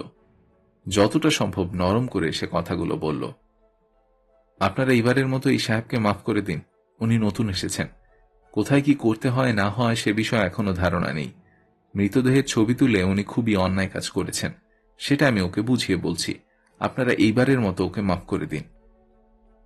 অবাক হয়ে দেখলাম একজন মাস্তান এগিয়ে এসে ঢিপ করে ফেলুদাকে একটা প্রণাম করে বলল, আপনি স্যার ফেলুদা নন? একেবারে সেই মুখ, সেই ফিগার। হ্যাঁ, আমি স্বীকার করছি আমি ফেলু মিত্তির। এই সাহেব আমাদের বন্ধু, আপনারা দয়া করে একে রেহাই দিন। ঠিক আছে স্যার, ঠিক আছে, কেমন যেন মন্ত্রমুগ্ধের মতো বলল মাস্তানের দল। আমি বুঝলাম ফেলুদাকে চিনে ফেললে ফল যে সবসময় খারাপ হয় তা মোটেই না। কিন্তু যে মাস্তান ঘুষি খেয়েছিল সে এ পর্যন্ত কথা বলেনি। এবার বলল, আমি এর বদলা নেব, মনে রেখো সাহেব। চাদু মল্লিকের কথা নড়চড় হয় না। আমরা ফিরতি পথ ধরলাম। বালির ওপর পড়াতে টমের ক্যামেরার কোনো ক্ষতি হয়নি, তবে ও দেখলাম বেশ হকচকিয়ে গেছে। আশা করি এবার থেকে ও একটু সাবধান হবে। আমাদের মেলা দেখার শখ মিটে গিয়েছিল, তাই আমরা বোলপুর মুখ রওনা দিলাম। বোলপুরে ফিরে লাঞ্চ খেয়ে লাউঞ্জে এসে বসতেই দেখি চৌবে হাজির। আপনাদের খবর নিতে এলাম, বললেন চৌবে। পুলিশের চোখ, তাই বললেন, দেখে মনে হচ্ছে কোথাও যেন একটা গোলমাল হয়েছে। বিস্তর গোলমাল, বলল ফেলুদা। তারপর শ্মশানের ঘটনাটা বর্ণনা করে বলল, চাদু মল্লিক নামটা কি চেনা চেনা মনে হচ্ছে? বিলক্ষণ চেনা, বললেন চৌবে। হেতেমপুরে থাকে, নাম করা গুন্ডা, বার তিনেক জেলেও গেছে। ও যদি বদলা নেবার কথা বলে থাকে তো সেটা হেসে উড়িয়ে দেওয়া চলবে না। ইতিমধ্যে টম ঘরে চলে গিয়েছিল। পিটার বসেছিল আমাদের সঙ্গে। চৌবে ইংরেজিতে বললেন, শুধু একটিমাত্র লোক এই অবস্থার পরিবর্তন ঘটাতে পারেন, তিনি হলেন Peter Robertson. Mister Robertson, please control your friends temper. Bharatvarsha ৪৫ বছর হল স্বাধীন হয়েছে। তাদের প্রাক্তন মনিবদের কাছ থেকে এরকম ব্যবহার আজ আর কোনো ভারতীয় বরদাস্ত করতে পারবে না। সেটা তুমিই ওকে বলো, বলল পিটার। আমার মাথায় সমস্ত ওলটপালট হয়ে গেছে। আমি এই টমকে আর চিনি না, তার সঙ্গে কথা বলতে হয় তুমি বলো। বলে যদি কিছু ফল হয় তাহলে আমাদের এখানে আসাটা সার্থক হবে। ঠিক আছে, আমিই বলছি, কিন্তু পাথরটা কি আপনার বন্ধুর কাছেই থাকবে? সেটা কি আপনার নিজের জিম্মায় রাখা চলে না? আমার অসম্ভব ভুলো মন জানে মিস্টার চৌবে, পাথরটা মনে হয় ওর কাছেই নিরাপদ আছে, আর ও যদি পাথরটাকে পাচার করতে চায় তাহলে সেটাও আমাকে না জানিয়ে করবে বলে মনে হয় না। আমরা উঠে পড়লাম, সবাই মিলে গিয়ে ঢুকলাম 10 নম্বর ঘরে। একটা চেয়ারে মাথা নিচু করে বসে আছে টম ম্যাক্সওয়েল। তার ঠোঁট থেকে ঝুলছে একটা আধো খাওয়া সিগারেট। ঘরের দরজা খোলাই ছিল। আমরা ঢুকতে সে মুখ তুলে চাইল, কিন্তু উঠে দাঁড়ালো না। মিস্টার চৌবে গিয়ে তার পাশের চেয়ারটায় বসলেন। আমরা বাকি কজন দুখাটে ভাগাভাগি করে বসলাম। Are you trying to push pressure on me? জিজ্ঞেস করল টম ম্যাক্সওয়েল। নো, বললেন Choubey. We have not come to plead with you. তোমাকে স্বনির্বন্ধ অনুরোধ জানাতে এসেছি। কি অনুরোধ? ভারতীয়দের প্রতি তোমার যতই বিদ্বেষ থাক না কেন, সেটা বাইরে প্রকাশ করো না। আমি তো তোমার কথা মতো চলব না। আমার নিজের বিচার বুদ্ধি যা বলে আমি তাই করব। আমি এই 2 দিনেই দেখতে পাচ্ছি তোমাদের দেশ কোথায় পিছিয়ে পড়ে আছে। এই 45 বছরে তোমরা এক চুলো অগ্রসর হওনি। এখনো তোমরা হাল বলদ নিয়ে চাষ করো। কলকাতার মতো শহরে মানুষ দিয়ে রিক্সা টানাও। ফুটপাথে লোকে শুয়ে থাকে সপরিবারে। এসব কি সভ্যতার লক্ষণ? তোমরা এসব গোপন রাখতে চাও বিশ্বের লোকেদের কাছ থেকে। আমি তা মানব না। আমি ছবি তুলে দেখিয়ে দেব স্বাধীন ভারতবর্ষের আসল চেহারা। শুধু এই কটা দিক দেখালে চলবে না টম ম্যাক্সওয়েল। অন্য কত দিকে আমাদের দেশ এগিয়েছে সেটা তুমি দেখবে না। আমরা মহাকাশে যান পাঠিয়েছি। আমাদের দেশের দৈনিক ব্যবহারের কত রকম জিনিস তৈরি হচ্ছে সেটা তুমি নিশ্চয়ই দেখেছ। জামা কাপড়, ওষুধপত্র, প্রসাধনের জিনিস, ইলেকট্রনিক যন্ত্রপাতি, কোনটা না তৈরি হচ্ছে ভারতবর্ষে। শুধু অভাবটাই তুমি দেখবে। তোমাদের দেশে কি নিন্দনীয় কিছু নেই? দুটোর তুলনা করো না। ইন্ডিয়ার স্বাধীনতা একটা ভাওতা, সেটা আমি আমার ক্যামেরা দিয়ে প্রমাণ করতে চাই। আজ থেকে 50 বছর আগে আমাদের পূর্বপুরুষেরা তোমাদের উপর যেমন কর্তৃত্ব করে এসেছে, এখনো সেটার দরকার। না হলে এদেশের কোনো উন্নতি হবে না। My great great grandfather was right. মানে? তিনি ছিলেন নীলকুঠির মালিক। He kicked one of his servants to death. সে কি? Yes sir, his punkha puller. এখন তো তবু শীতকাল। গরমে তোমাদের দেশের আবহাওয়া কি বিভৎস হয় তা আমি শুনেছি। সে গরমকালের রাত্রে আমাদের পূর্বপুরুষ রেজিনাল্ড ম্যাক্সওয়েল ঘুমাচ্ছিলেন তার বাংলোয়। পাংখাওয়ালা পাংখা টানছিল। টানতে টানতে সে ঘুমিয়ে পড়ে। ঘাম এবং অজস্র মশার কামড়ের চোটে রেজিনাল্ড ম্যাক্সওয়েলের ঘুম ভেঙে যায়। তিনি আন্দাজ করেন ব্যাপারটা কি। বাইরে এসে দেখেন পাংখাপুলার মুখ হাঁ করে ঘুমোচ্ছে। রেজিনাল্ড প্রচণ্ড রাগে তার চাকরের পেটে কোষে লাথি মারতে থাকেন। তাতে চাকরের ঘুম চিরনিদ্রায় পরিণত হয়। এই হচ্ছে রাইট ট্রিটমেন্ট। তোমরা কি বিশ্রীভাবে মরা পোড়াও। আজ তার ছবি তুলতে গিয়েছিলাম। এ দৃশ্য আমাদের দেশে কেউ দেখেনি। আমি তাদের দেখাতে চেয়েছিলাম। তবে স্থানীয় কয়েকজন হুডলামস আমাকে শাসাতে আসে। আমি ঘুষি মেরে তাদের একজনের নাক ফাটিয়ে দিই। হি ডিজার্ভ ইট। এ ব্যাপারে আমার বিন্দুমাত্র আফসোস নেই। চৌবে একটুক্ষণ চুপ থেকে বলল, মিস্টার ম্যাক্সওয়েল, আমি শুধু এইটুকু বলতেই চাই যে the sooner you leave our country the better. তুমি থাকলে শুধু দেশের অমঙ্গল নয়, তোমার নিজেরও যে অমঙ্গল হতে পারে সেটা আশা করি বুঝতে পেরেছ। আমি এদেশে এসেছি ছবি তুলতে। সে কাজ শেষ করে তবে আমি ফিরব। তোমাদের আসার আসল উদ্দেশ্য তো হলো রবার্টসনের রুবিটা ফেরত দেওয়া। সেটা পিটারের উদ্দেশ্য। And I think he is being very stupid. ও যদি পাথরটা বেচে দেয় তাহলে আমি আরো অনেক বেশি খুশি হব।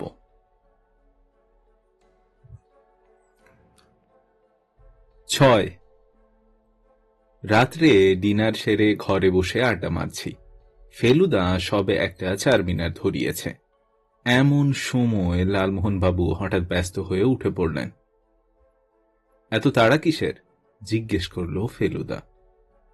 আরে মশাই, শতদল একটা বই পড়তে দিয়েছে না, সেটা ছাড়তে পারছি না।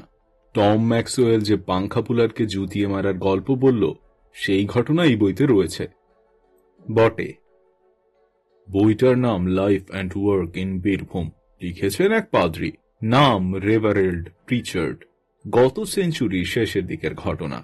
রেজিনাল্ড ম্যাক্সওয়েল তার চাকরকে খুন করে, কিন্তু সেই খুনের জন্য কোনো শাস্তি তাকে কোনোদিন ভোগ করতে হয়নি। এই চাকরের নাম ছিল হীরালাল। মারা যাওয়াতে তার ছেলে অনাথ হয়ে পড়ে। এই পাদ্রী তখন ছিলেন সিউড়িতে। তিনি খুনের খবরটা পেয়ে ম্যাক্সওয়েলের নীলকুঠিতে যান। সেখানে 11 বছরের অনাথ অনন্ত নারায়ণকে দেখে ভারী দুঃখ পান। তখনই ছেলেটির ভরণ পোষণের ভার গ্রহণ করেন। তারপর ছেলেটিকে খ্রিস্টান করে একটা মিশনারি স্কুলে ভর্তি করেন। এই পর্যন্ত পড়েছি মশাই। সেই ছেলেটির কি হলো জানার জন্য প্রাণটা আকুপাকু করছে। So please excuse. দরজায় টোকা। খুলে দেখি Peter Robertson. May I come in? নিশ্চয়ই নিশ্চয়ই। ফেলুদা উঠে দাঁড়ালো। লালমোহনবাবু আবার বসে পড়লেন। পিটারকে গম্ভীর দেখাচ্ছে। কিছু একটা ঘটেছে নিশ্চয়ই। কি ব্যাপার পিটার? ফেলুদা জিজ্ঞেস করল। I have decided to sell the ruby. সে কি? বসো বসো, বসে কথা বলো। পিটার বসল। তারপর বলল, এই দূরদেশে এসে বন্ধু বিচ্ছেদের কথা ভেবে মনটা বড় উদ্বিগ্ন হয়ে উঠল। টম বদ্ধপরিকর যে পাথরটা বেচে যা টাকা আসবে তাই দিয়ে পৃথিবী ভ্রমণে বেরোবে। এই ধারণাটা ওকে একেবারে নেশার মতো পেয়ে বসেছে। আর আমিও ভেবে দেখলাম মিউজিয়ামে দিলে কজনে আর পাথরটার কথা জানতে পারবে। তাই অনেক ভেবে চিনতে অবশেষে। ফেলুদা গম্ভীর বলল, তোমাদের সিদ্ধান্ত আমি নাকচ করার কে? তবে অনেক আশা করেছিলাম যে তোমার সিদ্ধান্তই কায়েমী থাকবে। এখন দেখছি তা নয়। লালমোহনবাবু বললেন, কবে বিক্রি করার কথা ভাবছো তুমি? প্রথম অফার যখন ঢানঢানিয়ার তখন ওকেই দেব ভাবছি। ওর সঙ্গে টেলিফোনেও কথা হয়ে গেছে। পরশু সকাল 10টায় টাইম দিয়েছে। একটা ঐতিহাসিক ঘটনা ঘটবে বলেছিলে, এখন সেটা একটা মামুলি ঘটনায় পর্যবসিত হল। দীর্ঘশ্বাস ফেলে বলল Feluda, I am very sorry. Peter চলে গেল। রবার্টসনের রুবির সঙ্গে ব্যবসার ব্যাপারটা জড়িয়ে জিনিসটা কেমন জানি জোলও হয়ে গেল। আমরা আগে থেকেই ঠিক করে রেখেছিলাম যে পরদিন সকালে গিয়ে বক্রেশ্বরটা দেখে আসব। ব্রেকফাস্ট খাবার 10 মিনিটের মধ্যে মিস্টার নস্কর তার গাড়িতে এসে ট্যুরিস্ট লজের রিসেপশন বিল্ডিংটার সামনে হাজির হলেন। Good morning. আমরা লাউঞ্জে দাঁড়িয়েছিলাম। সকলেই গুড মর্নিং বলল। আজ ফুলবেড়ে গ্রামে চাঁদনি রাতে জবর সাঁওতাল নাচের বন্দোবস্ত হয়েছে। হঠাৎ ফেলুদা জিজ্ঞেস করল। একদল জাপানি ট্যুরিস্ট এসেছে, তাদের জন্য ব্যবস্থা করা হয়েছে। আমি এসেছি আপনাদের ওখানে ইনভাইট করতে। রাত্রে ডিনার, তারপর 10টা নাগাদ 2 মাইল দূরে সাঁওতাল গ্রামে গিয়ে নাচ দেখব, কেমন? ফেলুদা বলল, ইনভাইট করছেন মানে সবাইকে?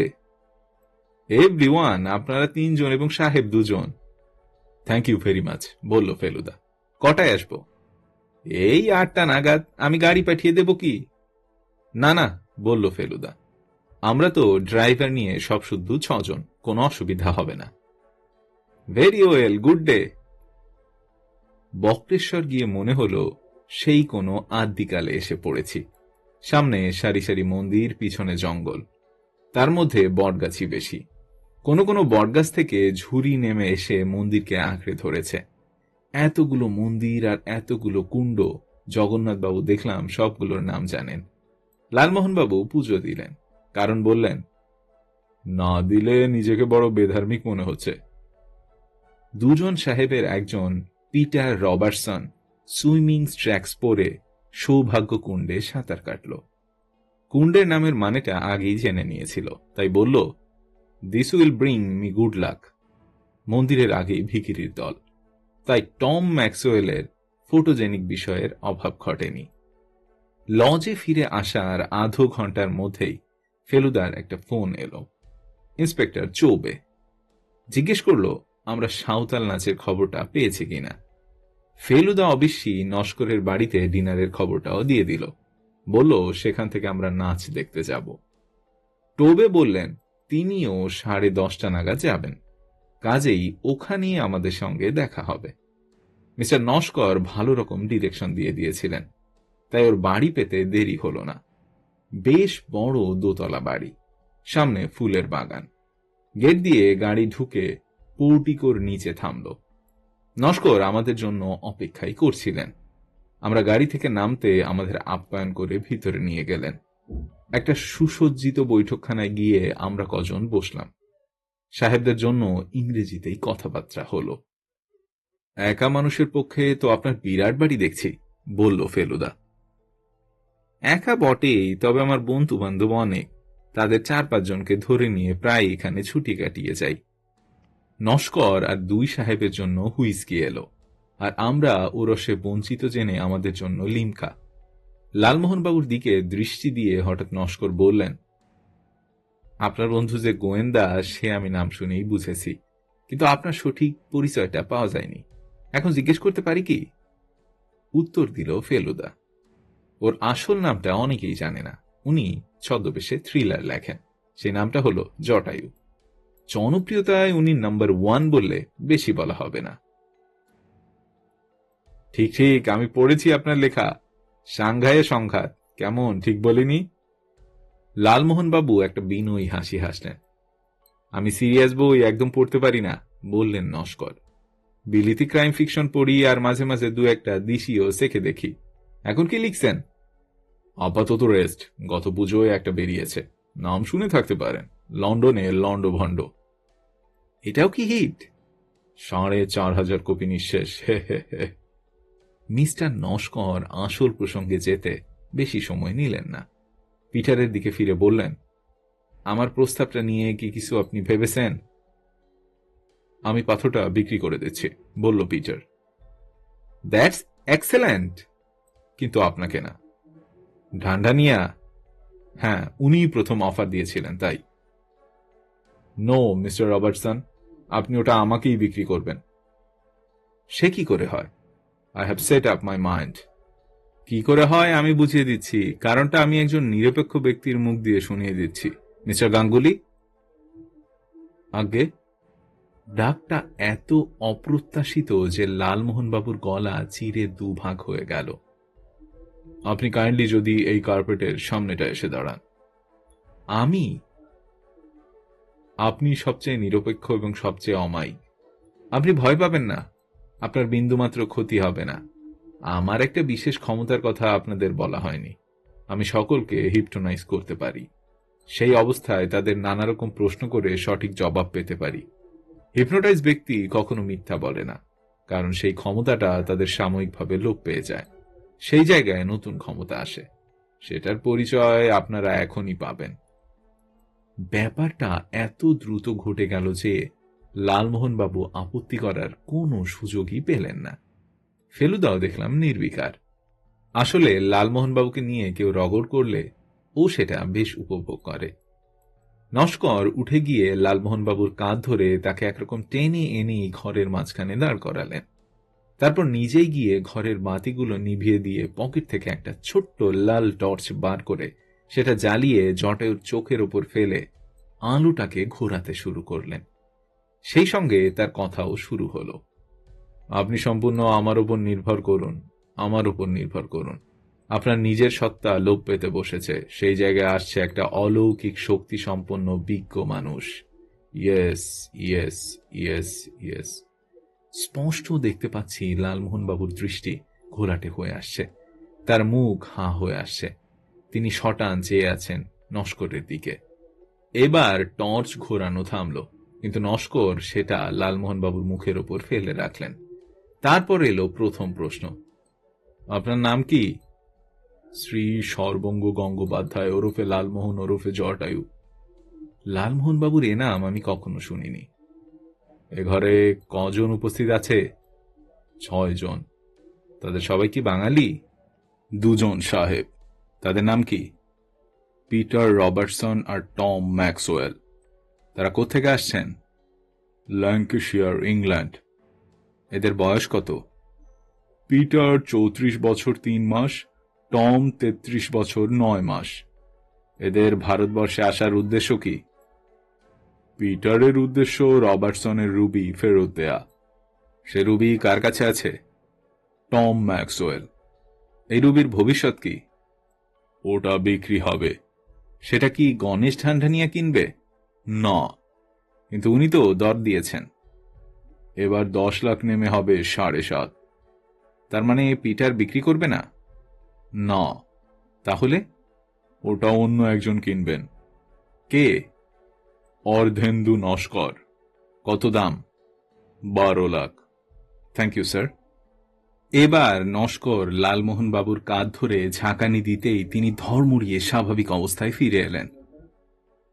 ওয়েল মিস্টার রবার্টসন, নস্কর পিটারের দিকে চেয়ে প্রশ্নটা করলেন। That was most impressive. এখন বিশ্বাস হলো? I don't know what to think. তোমাকে ভাবতে হবে না, তাড়া নেই। তুমি ঢান্ডানিয়ার সঙ্গে কাল দেখা করো। 7.5 লাখে তোমার রুবি বিক্রি করতে চাও তো পারো, তা না হলে আমার 12 লাখের অফার তো রয়েছে। চাকর এসে খবর দিল ডিনার রেডি। আমরা সকলে উঠে ডাইনিং রুমের উদ্দেশ্যে রওনা দিলাম। 7 ষোড়শপচারে ডিনার সেরে আমরা 10:15 নাগাদ ফুলবেড়িয়া গ্রামে হাজির হলাম। পূর্ণিমা রাত, তাছাড়া এখানে ওখানে মশাল জ্বলছে, তাই দেখার কোনো অসুবিধা নেই। গ্রামের একপাশে একটা মাঠ, সেখানেই লোকের ভিড়। এরা সাঁওতাল নয়, বেশিরভাগই শহরের লোক নাচ দেখতে এসেছে। তাদের মধ্যে মেয়ে পুরুষ দুই রয়েছে। ভিড়ের মধ্য থেকে দেখি ইন্সপেক্টর চৌবে বেরিয়ে এলেন। শুধু আমি নয়, বললেন চৌবে, আপনাদের অনেক পরিচিত ব্যক্তি এখানে উপস্থিত। কি রকম? জিজ্ঞেস করল ফেলুদা। কিশোরীলাল আর চাঁদু মল্লিককেও দেখলাম, সেই বীরভূম বিশেষজ্ঞ ব্যক্তিও রয়েছেন। সে তো ভালো কথা। নাচটা আরম্ভ হবে কখন? সব লাইন করে দাঁড়িয়ে পড়েছে তো, যে কোনো মুহূর্তেই শুরু হবে। পিটারকে দেখে ফেলুদা এগিয়ে গিয়ে বলল, কাছাকাছির মধ্যে থেকো, না হলে ফেরার সময় খুঁজে বার করা মুশকিল হবে। টম ম্যাক্সওয়েল ক্যামেরা বার করে তাতে ফ্ল্যাশ লাগাচ্ছে। নস্করকে দেখলাম তিনিও একটা ছোটখাটো ফ্ল্যাশ ক্যামেরা নিয়ে রেডি। তিনি টমের দিকে এগিয়ে গিয়ে ফটোগ্রাফি সম্বন্ধে আলোচনা শুরু করলেন। আমি কাছেই ছিলাম, তাই কথাগুলো শুনতে পাচ্ছিলাম। নস্কর জিজ্ঞেস করলেন, তোমার কি স্টুডিও আছে? না, বলল টম ম্যাক্সওয়েল। আমি স্টুডিও ফটোগ্রাফার নই, আমি দেশ বিদেশে ঘুরে ঘুরে ছবি তুলি, ফ্রিল্যান্স। আমার ছবি বহু পত্রপত্রিকায় বেরিয়েছে। ভারতবর্ষে যা ছবি তুলব তা ন্যাশনাল জিওগ্রাফির ম্যাগাজিন নেবে বলেছে, তারাই আমার খরচ বহন করছে। মাদলে চাটি পড়ল।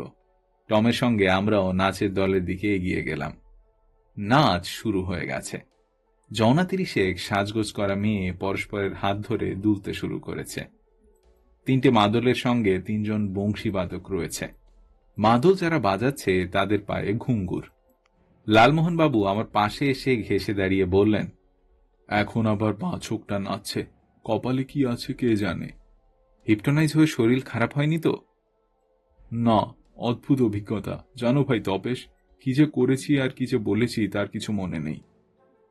এবার মশালের আলোয় হঠাৎ চাঁদু মল্লিককে দেখতে পেলাম বিড়ি ফুঁকছে। এক পা করে সে নাচের দলের দিকে এগোচ্ছে। না, নাচের দিকে নয়, টমের দিকে। আমি লালমোহন বাবুকে ফিসফিসিয়ে বললাম, ওকে চোখে চোখে রাখা দরকার। যা বলেছ। টম কিন্তু এক জায়গায় দাঁড়িয়ে নেই, সে এবার পিছন দিকে চলে গেল, বোধহয় নতুন দৃষ্টিকোণ খোঁজবার জন্য। সব ফটোগ্রাফারই কি এইরকম ছটফটে হয়? চাঁদু মল্লিক একটা জায়গায় এসে দাঁড়িয়েছে, তার দুহাত সরু প্যান্টের পকেটে গোজা। ক্রমে আমাদের দলের লোকেরা ছড়িয়ে ছিটিয়ে পড়ল। লালমোহনবাবু অবশ্য আমার পাশ ছাড়েননি। আমি বাকি সকলের ওপর দৃষ্টি রাখতে চেষ্টা করছিলাম, কারণ ফেরার সময় সকলকে এক জায়গায় জড়ো হতে হবে। ওই যে ফেলুদা, চৌবেকে একটু আগে ওর পাশে দেখেছিলাম, এখন আর নেই। ওই যে নস্কর, তার ফ্ল্যাশ জ্বলে উঠল, অলস ছন্দে নাচ হয়ে চলেছে। ওই কিশোরীলাল, সে পিটারের দিকে এগুচ্ছে। ওদের মধ্যে কিছু কথা হয় কিনা জানবার জন্য আমি জটায়ুকে ছেড়ে ওদের দিকে এগিয়ে গেলাম। কিশোরীলাল পিটারকে সামনে পেয়ে বলল, গুড ইভিনিং। পিটার বলল, কালকে আমাদের অ্যাপয়েন্টমেন্টটা ঠিক আছে তো? Yes sir. আশা করি তোমার বাবা মত বদলাবেন না? No sir, he has made up his mind. Very good. Kishorilal চলে গেল। এবার জগন্নাথ বাবুকে দেখলাম তার জায়গা নিতে। পিটার হ্যালো বলে বলল, আমাকে এই নাচের ব্যাপারটা একটু বুঝিয়ে দেবে? সার্টেনলি। জগন্নাথবাবু পিটারের পাশে ঘন হয়ে দাঁড়িয়ে কানের কাছে মুখ এনে নাচের ব্যাপারটা বোঝাতে আরম্ভ করল। আমি আর শুনতে না পেয়ে লালমোহনবাবুর দিকে এগিয়ে গেলাম। এবার ফেলুদাকে দেখলাম একটা মশালের আলোয়। সে একটা চারমিনার ধরালো। প্রথম নাচ শেষ হয়ে দ্বিতীয় নাচ শুরু হলো। এর তাল একেবারে অন্য, আগেরটার চেয়ে অনেক দ্রুত। মেয়েরা একবার নিচু হচ্ছে পরস্পরের হাত ধরে, তারপরেই সোজা হয়ে উঠছে তালে তালে, মাদল আর বাঁশির সঙ্গে। সেই সঙ্গে একটানা সুরে গান। ভেরি এক্সাইটিং, মন্তব্য করলেন জটায়ু। আমাদের সামনে দিয়ে মিস্টার নস্কর ক্যামেরা নিয়ে বেরিয়ে গেলেন আমাদের দিকে একটা প্রশ্ন ছুড়ে দিয়ে। কেমন লাগছে? কি ব্যাপার, এমন জোর নাচ চলেছে আর আপনার কপালে খাজ? প্রশ্নটা জটায়ু করলেন আমাদের দিকে এগিয়ে আসা ফেলুদাকে। ভ্রুকুটির কারণ আছে, পরিবেশটা ভালো নয়, ভালো নয়। ম্যাক্সওয়েলকে দেখেছিস তোপসে? কিছুক্ষণ আগেও দেখেছি, কিন্তু এখন আর দেখছি না। ছোকরা গেল কোথায়? বলে আমাদের ছেড়ে ফেলুদা বাঁ দিকে এগিয়ে গেল। লালমোহনবাবু বললেন, তোমার দাদাকে হেল্প করবে, চলো আমরা গিয়েও দেখি ম্যাক্সওয়েল গেল কোথায়। চলুন। লালমোহনবাবুর হাত ধরে এগিয়ে গেলাম নাচের দলের পিছন দিকটায়। চাঁদু মল্লিক, কিশোরী লাল, এক ঝলক দেখছি এক একটা চেনা মুখ। কিন্তু টম কই? ওই যে পিটার, সেও এক জায়গায় দাঁড়িয়ে ভ্রুকুটি করে এদিক ওদিক দেখছে। Have you seen Tom? আমরা ওকেই খুঁজছি। I don't like this at all. Peter টমকে খুঁজতে ডাইনে চলে গেল। আমরা বায়ে গিয়ে গেলাম। নাচ এখন আরো দ্রুত, মাদল বেজে চলেছে। নাচের দল গাইছে, দুলছে আর ঘুরছে। হঠাৎ ভিড়ের মধ্যে থেকে ফেলুদা বেরিয়ে এলো। চৌবেকে দেখেছিস? সে গম্ভীরভাবে উদ্বিগ্ন। উত্তরের অপেক্ষা না করেই সে এগিয়ে গেল। দুবার তাকে গলা তুলতে শুনলাম। Inspector Choubey, inspector Choubey. 1 মিনিটের মধ্যে ফেলুদাকে আবার দেখলাম, সঙ্গে চৌবে। তারা দ্রুত এগিয়ে গেল ডান দিকে। কি ব্যাপার? লালমোহনবাবু প্রশ্ন করলেন। সংক্ষেপে ম্যাক্সওয়েল, বলে ফেলুদা আর চৌবে এগিয়ে গেল। এবার আমরা ফেলুদা আর চৌবেকে অনুসরণ করে দৌড় শুরু করলাম। একটা গাছের ধারে গিয়ে ফেলুদা থামল। হাত 10 দূরে একটা মশাল জ্বলছে। তার আলোয় দেখলাম ম্যাক্সওয়েল মাটিতে উপুর হয়ে পড়ে আছে। তার পাশে ঘাসের উপর লুটোচ্ছে তার ব্যাগ আর ফ্ল্যাশ সমেত ক্যামেরা। Is he dead? চৌবের প্রশ্ন। না, অজ্ঞান, পালস আছে। চৌবের কাছে দেখলাম একটা ছোট্ট টর্চ রয়েছে। সেটা জ্বালিয়ে টমের মুখের উপর ফেলতে টমের চোখের পাতাটা যেন নড়ে উঠল। ফেলুদা এবার টমের কাঁধ ধরে ঝাঁকুনি দিল। Maxwell, Tom. ঠিক সেই মুহূর্তে অন্ধকার থেকে মশালের আলোয় ছুটে বেরিয়ে এলো Peter. What's the matter with him? Is he dead? না, অজ্ঞান, বললেন চৌবে, তবে জ্ঞান ফিরছে। ইতিমধ্যে টম চোখ খুলেছে, তার মুখ যন্ত্রণায় বিকৃত। কোথায় লেগেছে তোমার? ফেলুদা জিজ্ঞেস করল। টম কোন রকমে হাত দিয়ে মাথার পিছনটা দেখিয়ে দিল। এবার পিটার মাটি থেকে ব্যাগটা কুড়িয়ে নিয়ে সেটা খুলে ভিতরে হাত ঢোকাতে তার মুখটা ফ্যাকাশে হয়ে গেল। দ্য রুবি ইজ গন, ভারী গলায় বলল পিটার। টমকে গাড়িতে তুলে নিয়ে আমরা আবার নস্করের বাড়িতে ফিরে এলাম। রুবি উধাও শুনে নস্করের অবস্থা দেখবার মতো হয়েছিল।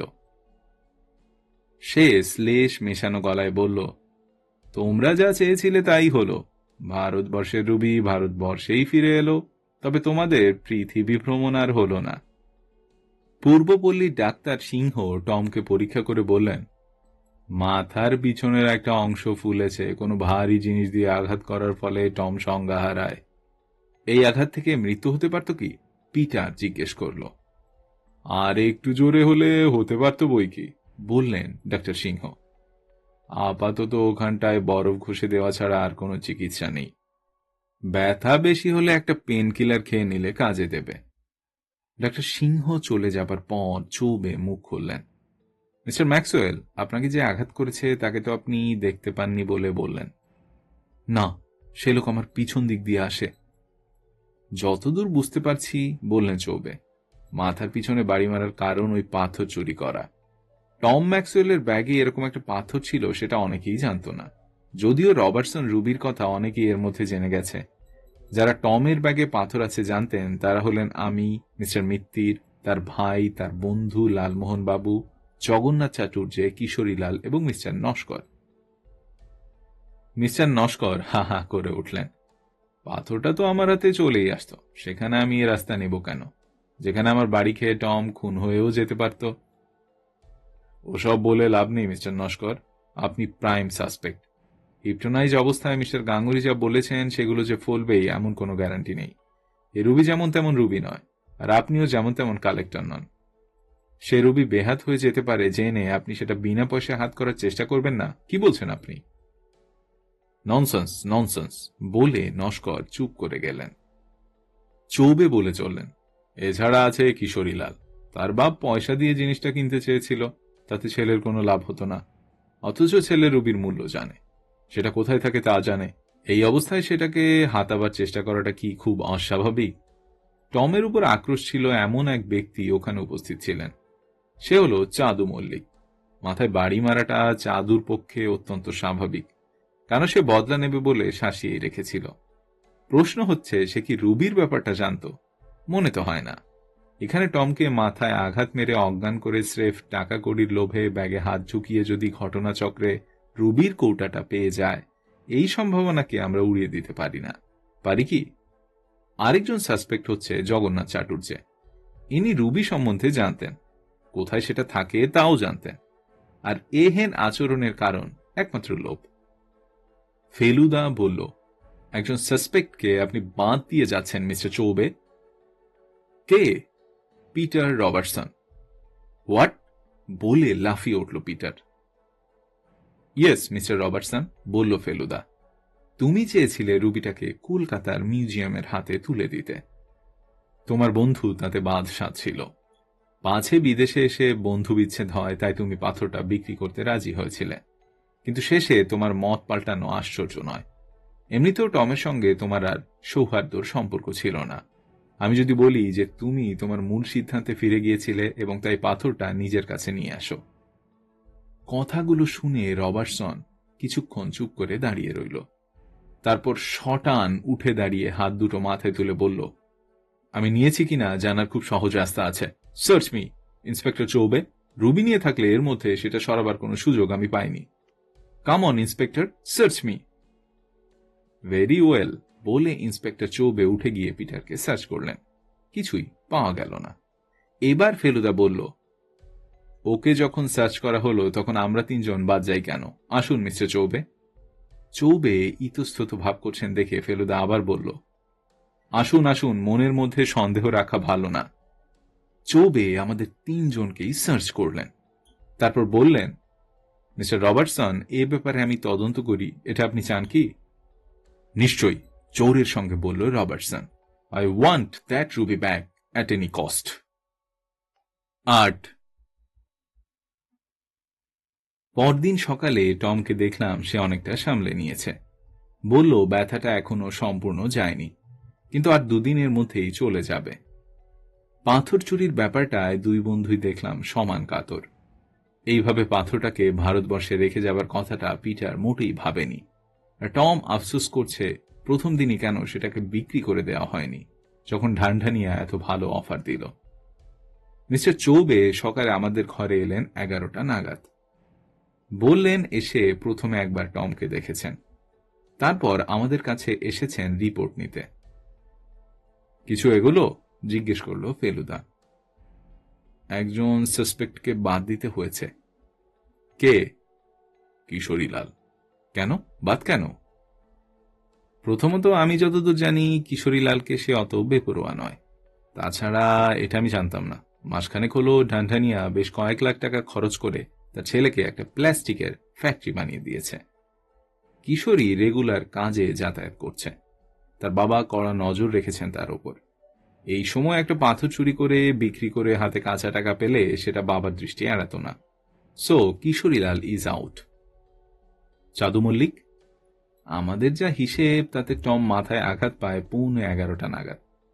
তখন চাঁদু বোলপুরে নবীন ঘোষের মদের দোকানে। একাধিক সাক্ষী আছে, তাদের সবাইকে জেরা করে দেখেছি। চাঁদু ইজ আউট টু। বাকি দুজন? আজ সকালে নস্করের বাড়ি সার্চ করেছিলাম, পাথরটা পাওয়া যায়নি। অবশ্যই তাতে কিছু প্রমাণ হয় না, এতটুকু পাথর লুকিয়ে রাখা তেমন কিছু কঠিন ব্যাপার নয়। তবে সবচেয়ে বেশি সন্দেহ পড়ছে কিন্তু বীরভূম এক্সপার্ট জগন্নাথ চ্যাটার্জির ওপর। এটা কেন বলছেন? ও বীরভূম এসেছে মাত্র 3 বছর হলো। ওর বাড়িতে একটা ট্যুরিস্ট গাইড আছে, সেটার নাম হলো ভ্রমণ সঙ্গী। তা থেকেই ও তথ্য সংগ্রহ করে। বোলপুরের আগে বর্ধমানে ছিল, সেখানে তার পুলিশ রেকর্ড রয়েছে, জালিয়াতির কেস। তাই বুঝি? ইয়েস স্যার, আমার মতে হি ইজ আওয়ার ম্যান। সাহেবদের কাছ থেকে ও পারিশ্রমিক আদায় করছিল 100 রুপিস পার ডে। সমস্ত ব্যাপারটা খুবই সন্দেহজনক। ওর বাড়ি সার্চ করেছেন? করবো আজ দুপুরে। শুধু সার্চ না, কারণ সার্চ করে কিছু পাওয়া যাবে বলে মনে হয় না। কড়া কথা বলে ওর মনে চরম ভয় ঢুকিয়ে দিতে হবে।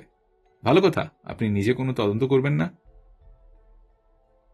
বর্তমান ক্ষেত্রে আপনি অনেক বেশি কার্যকারী হবেন বলে মনে হয়, তবে মাথা খেলবে ঠিকই। আর কিছু মনে এলে আপনাকে জানাবো। আমি যে সাসপেক্টার কথা বলেছিলাম তার কি হলো? Peter Robertson? হ্যাঁ, কারণ আমার ধারণা ওর এখন যে মনের অবস্থা তাতে ও বন্ধু বিচ্ছেদটা মেনে নিতে প্রস্তুত। প্যাট্রিক রবার্টসনের মনোবাঞ্ছা পূর্ণ করাটাও তো ওর এখন প্রধান লক্ষ্য। আপনার কথা মনে রেখে আমি একটু আগেই ওর ঘরটা ভালো করে সার্চ করেছি, কিছু পাইনি। চৌবে চা আর বিস্কুট খেয়ে উঠে পড়লেন, বললেন ওবেলা আবার আসবেন। ফেলুদা একটা দীর্ঘশ্বাস ছেড়ে বলল, বড় গোলমেলে ব্যাপার। 5টা সাসপেক্ট 5 জায়গায় ছড়িয়ে আছে। এখানে শখের গোয়েন্দাকে পুলিশ টেক্কা দেবে, তাতে আর আশ্চর্যের কি? আপনার কি কারুর উপর সন্দেহ পড়ল? জটায়ু প্রশ্ন করলেন। এই 5 জনের মধ্যে? হ্যাঁ। কিশোরীলালের ব্যবসার ব্যাপারটা যদিও জানতাম না, কিন্তু তাও আমার মন ওকে বাতিল করে দিচ্ছিল। তার কারণ ছেলেটার মধ্যে হিম্মতের অভাব। কাউকে মাথায় বাড়ি মেরে অজ্ঞান করার সামর্থ্য ওর আছে বলে মনে হয় না। আর তার উপর ওই ভিড়ের মধ্যে ব্যাগ খুলে তার থেকে পাথর বার করে নিয়ে পালানো। চাঁদু মল্লিক? ওর সামর্থ্য আছে, সন্দেহ নেই। তবে রুবি সম্বন্ধে, বিশেষ করে টমের ব্যাগে রুবি আছে, সেটা ওর পক্ষে জানা খুবই অস্বাভাবিক বলে মনে হয়। নস্কর লোকটাকেও সন্দেহ করতে আমার মন চায় না। বিশেষ করে মাথায় বাড়ি টাড়ি মারার ব্যাপারে ও মোটেই নিজেকে চড়াবে না। তাছাড়া এটা মনে রাখতে হবে, লোকটার টাকার অভাব একেবারেই নেই। একটা জিনিস আমি কিছুতেই বুঝতে পারছি না। কি? হিপটোনাইজ হয়ে মানুষ সত্যি কথা বলে? কোন সত্যিটা বলছেন আপনি? বাহ, তবে যে বললে ওদের বয়স বলে দিলুম, ওরা ল্যাঙ্কেশিয়ার থেকে এসেছে বলে দিলুম। দুটো তথ্যই স্টেটসম্যানের লেখার গোড়ার দিকেই ছিল। তাই বুঝি? Yes sir. আর বাকি যা বলেছেন সেটা যে মিথ্যে সে তো প্রমাণই হয়ে গেল। তা বটে। তাহলে জগন্নাথ চ্যাটার্জি কালপিট। চৌবে যা বলল তাতে তো সেরকমই মনে হচ্ছে। মামলাটার পরিসমাপ্তি খুব জমাটি হল না সেটা। ফেলুদার কথা শেষ হল না, কারণ দরজায় টোকা পড়েছে। খুলে দেখি টম ম্যাক্সওয়েল। তার মুখ গম্ভীর। ফেলুদা উঠে দাঁড়িয়ে একটা চেয়ার এগিয়ে দিল টমের দিকে। টম মাথা নাড়ল। আমি বসতে আসিনি। I see. আমি এসেছি তুমি এবং তোমার 2 বন্ধুর ঘর সার্চ করতে। সার্চ তো কাল একবার করা হয়ে গেছে, তাতে তোমার বিশ্বাস হলো না? নো। সে সার্চ করেছে ইন্ডিয়ান পুলিশ, আমার তাদের উপর কোনো বিশ্বাস নেই। সার্চ করতে ওয়ারেন্ট লাগে তা জানো? যে কেউ সার্চ করতে চাইলেই সার্চ করতে পারে না। তাহলে তুমি আমাকে সার্চ করতে দেবে না? নো মিস্টার ম্যাক্সওয়েল, ও ব্যাপারটা কালই হয়ে গেছে, আজ আর হবে না। ম্যাক্সওয়েল আর দ্বিরুক্তি না করে অ্যাবাউট টার্ন করে চলে গেল। বোঝো, বললেন লালমোহন বাবু, আপনার সঙ্গে অনেক তদন্তে অংশগ্রহণ করলাম, কিন্তু ক্রিমিনাল বলে সাসপিশন এই প্রথম পড়ল আমাদের ওপর। সব রকম অভিজ্ঞতায় হয়ে থাকা ভালো, তাই নয় কি? তা বটে। তা আপনি কি স্রেফ ঘরে বসে তদন্ত করবেন, বেরোবেন না কোথাও?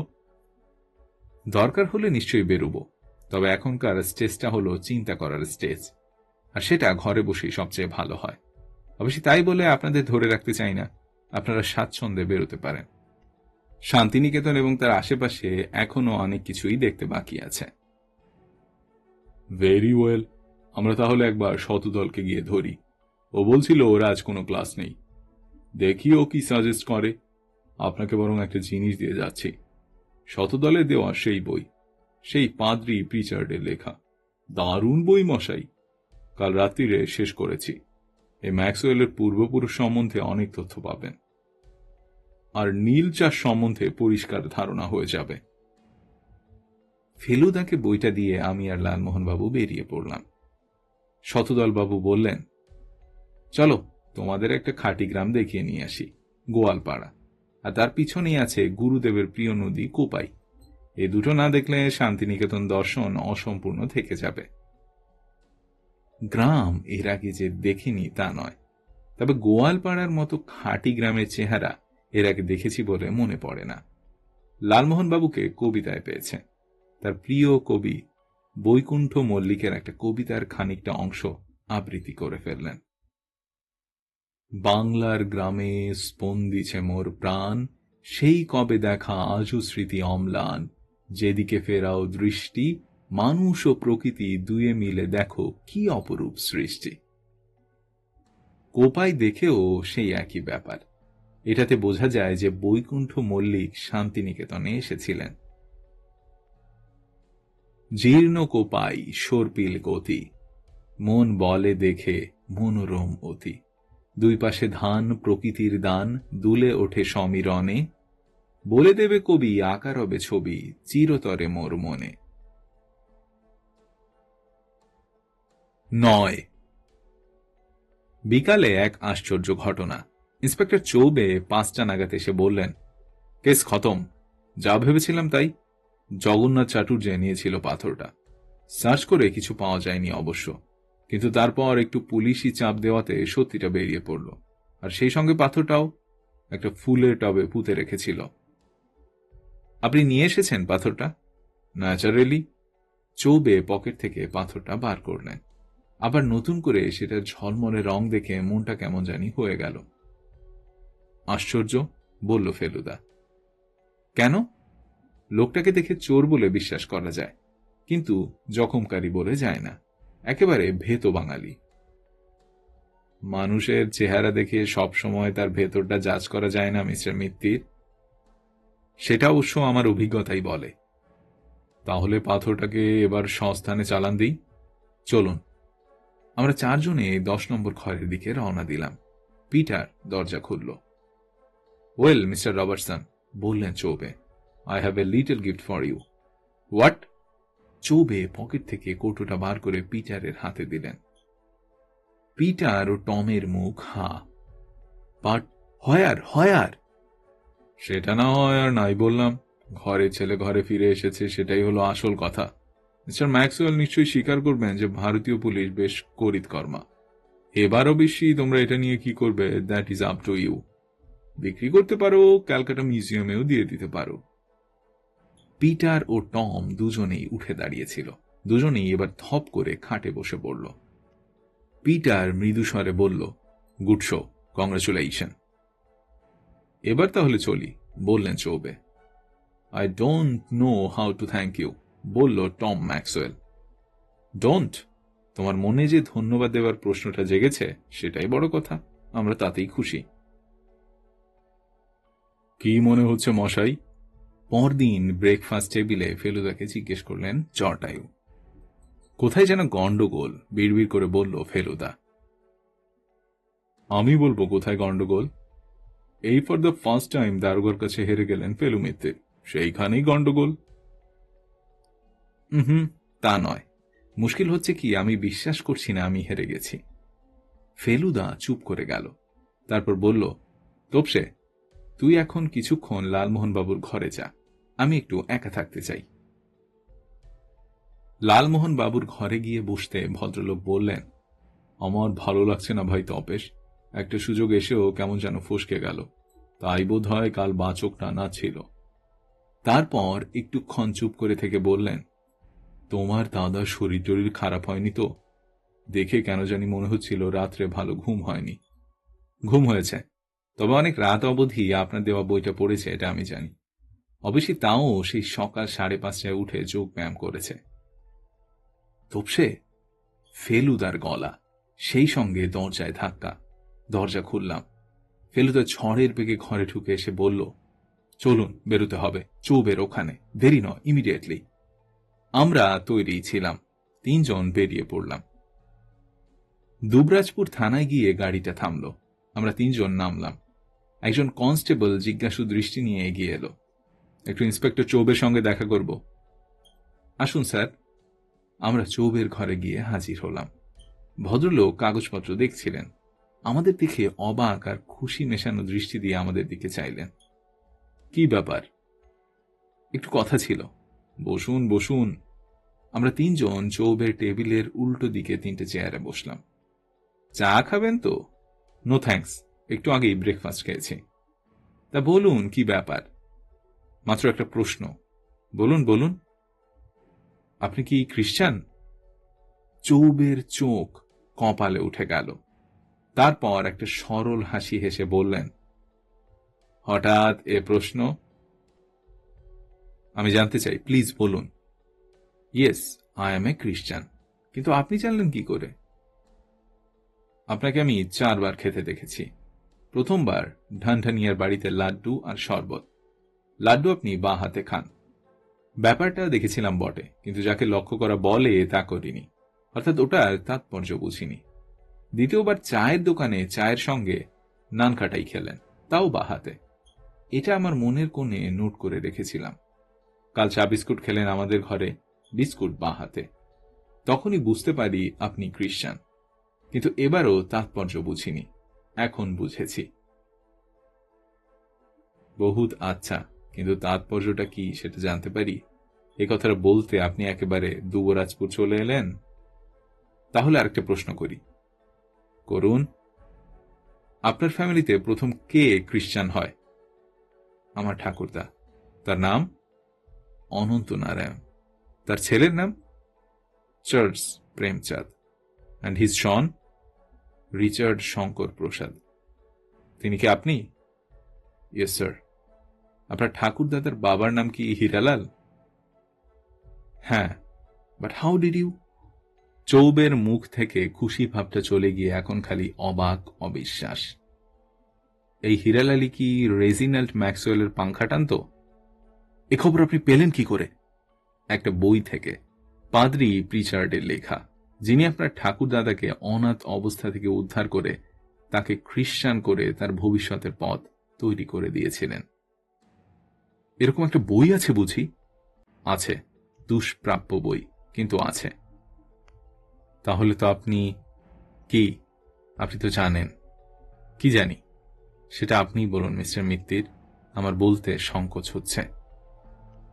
বলছি, বলল ফেলুদা। আপনার প্রপিতামহর সাহেবের বুটের লাথি খেয়ে প্রাণ ত্যাগ করার ঘটনা আপনি এখনো ভুলতে পারেননি। ছেলেবেলা থেকেই হয়তো শুনে এসেছেন রেজিনাল্ড খেকশেয়াল কি জাতীয় লোক ছিলেন। যখন আপনি জানলেন যে সেই রেজিনাল্ডের নাতি এখানে এসেছে, এবং যখন দেখলেন সেই নাতির মধ্যে রেজিনাল্ডের ঔদ্ধত্য আর ভারত বিদ্বেষ পুরোপুরি বর্তমান, তখন ঠিক আছে মিস্টার মিত্তির, আর বলতে হবে না। তাহলে আমি যা ভাবছি সেটাই ঠিক তো? কি? আপনি প্রতিহিংসা বশত টমকে মাথায় বাড়ি মেরে অজ্ঞান করেন, পাথরটা নেন যাতে সন্দেহটা ওই 4 জনের ওপর গিয়ে পড়ে। ঠিক। এখন এর জন্য আমার কি শাস্তি হওয়া উচিত বলুন? সেটাই আমি আপনাকে বলতে এসেছি। কি? আপনার কোনো শাস্তি হবে না। আপনার অবস্থায় পড়লে আমিও ঠিক এই জিনিসটিই করতাম। আপনি গুরু পাপে লঘুদণ্ড দিয়েছেন। আপনি নির্দোষ। Thank you mister Mitter, thank you. এখন আপনার কোন চোখ নাচছে মিস্টার সর্বজ্ঞ গঙ্গোপাধ্যায়? 2 চোখই একসঙ্গে আনন্দের নাচনি। আমি কেবলই ভাবছি একটা কথা। আমি জানি। কি বলুন তো? আপনার বন্ধু শতদল সেনকে ধন্যবাদ দিতে হবে, এই তো? মোক্ষম ধরেছেন। তিনি বইটা না দিলে এই মামলার নিষ্পত্তি হতো না, আর জগন্নাথ চাটুর্যে রয়ে যেতেন ক্রিমিনাল, অন্তত আমাদের মনে। ঠিক বলেছেন। হরিপদ বাবু, চলুন তো দেখি পিয়ারসন পল্লী, শতদল সেনের বাড়ি। রবার্টসনের রুবিটা শেষ পর্যন্ত মিউজিয়ামেই গেল। কৃতিত্বটা যে ফেলুদার সেটা বলাই বাহুল্য।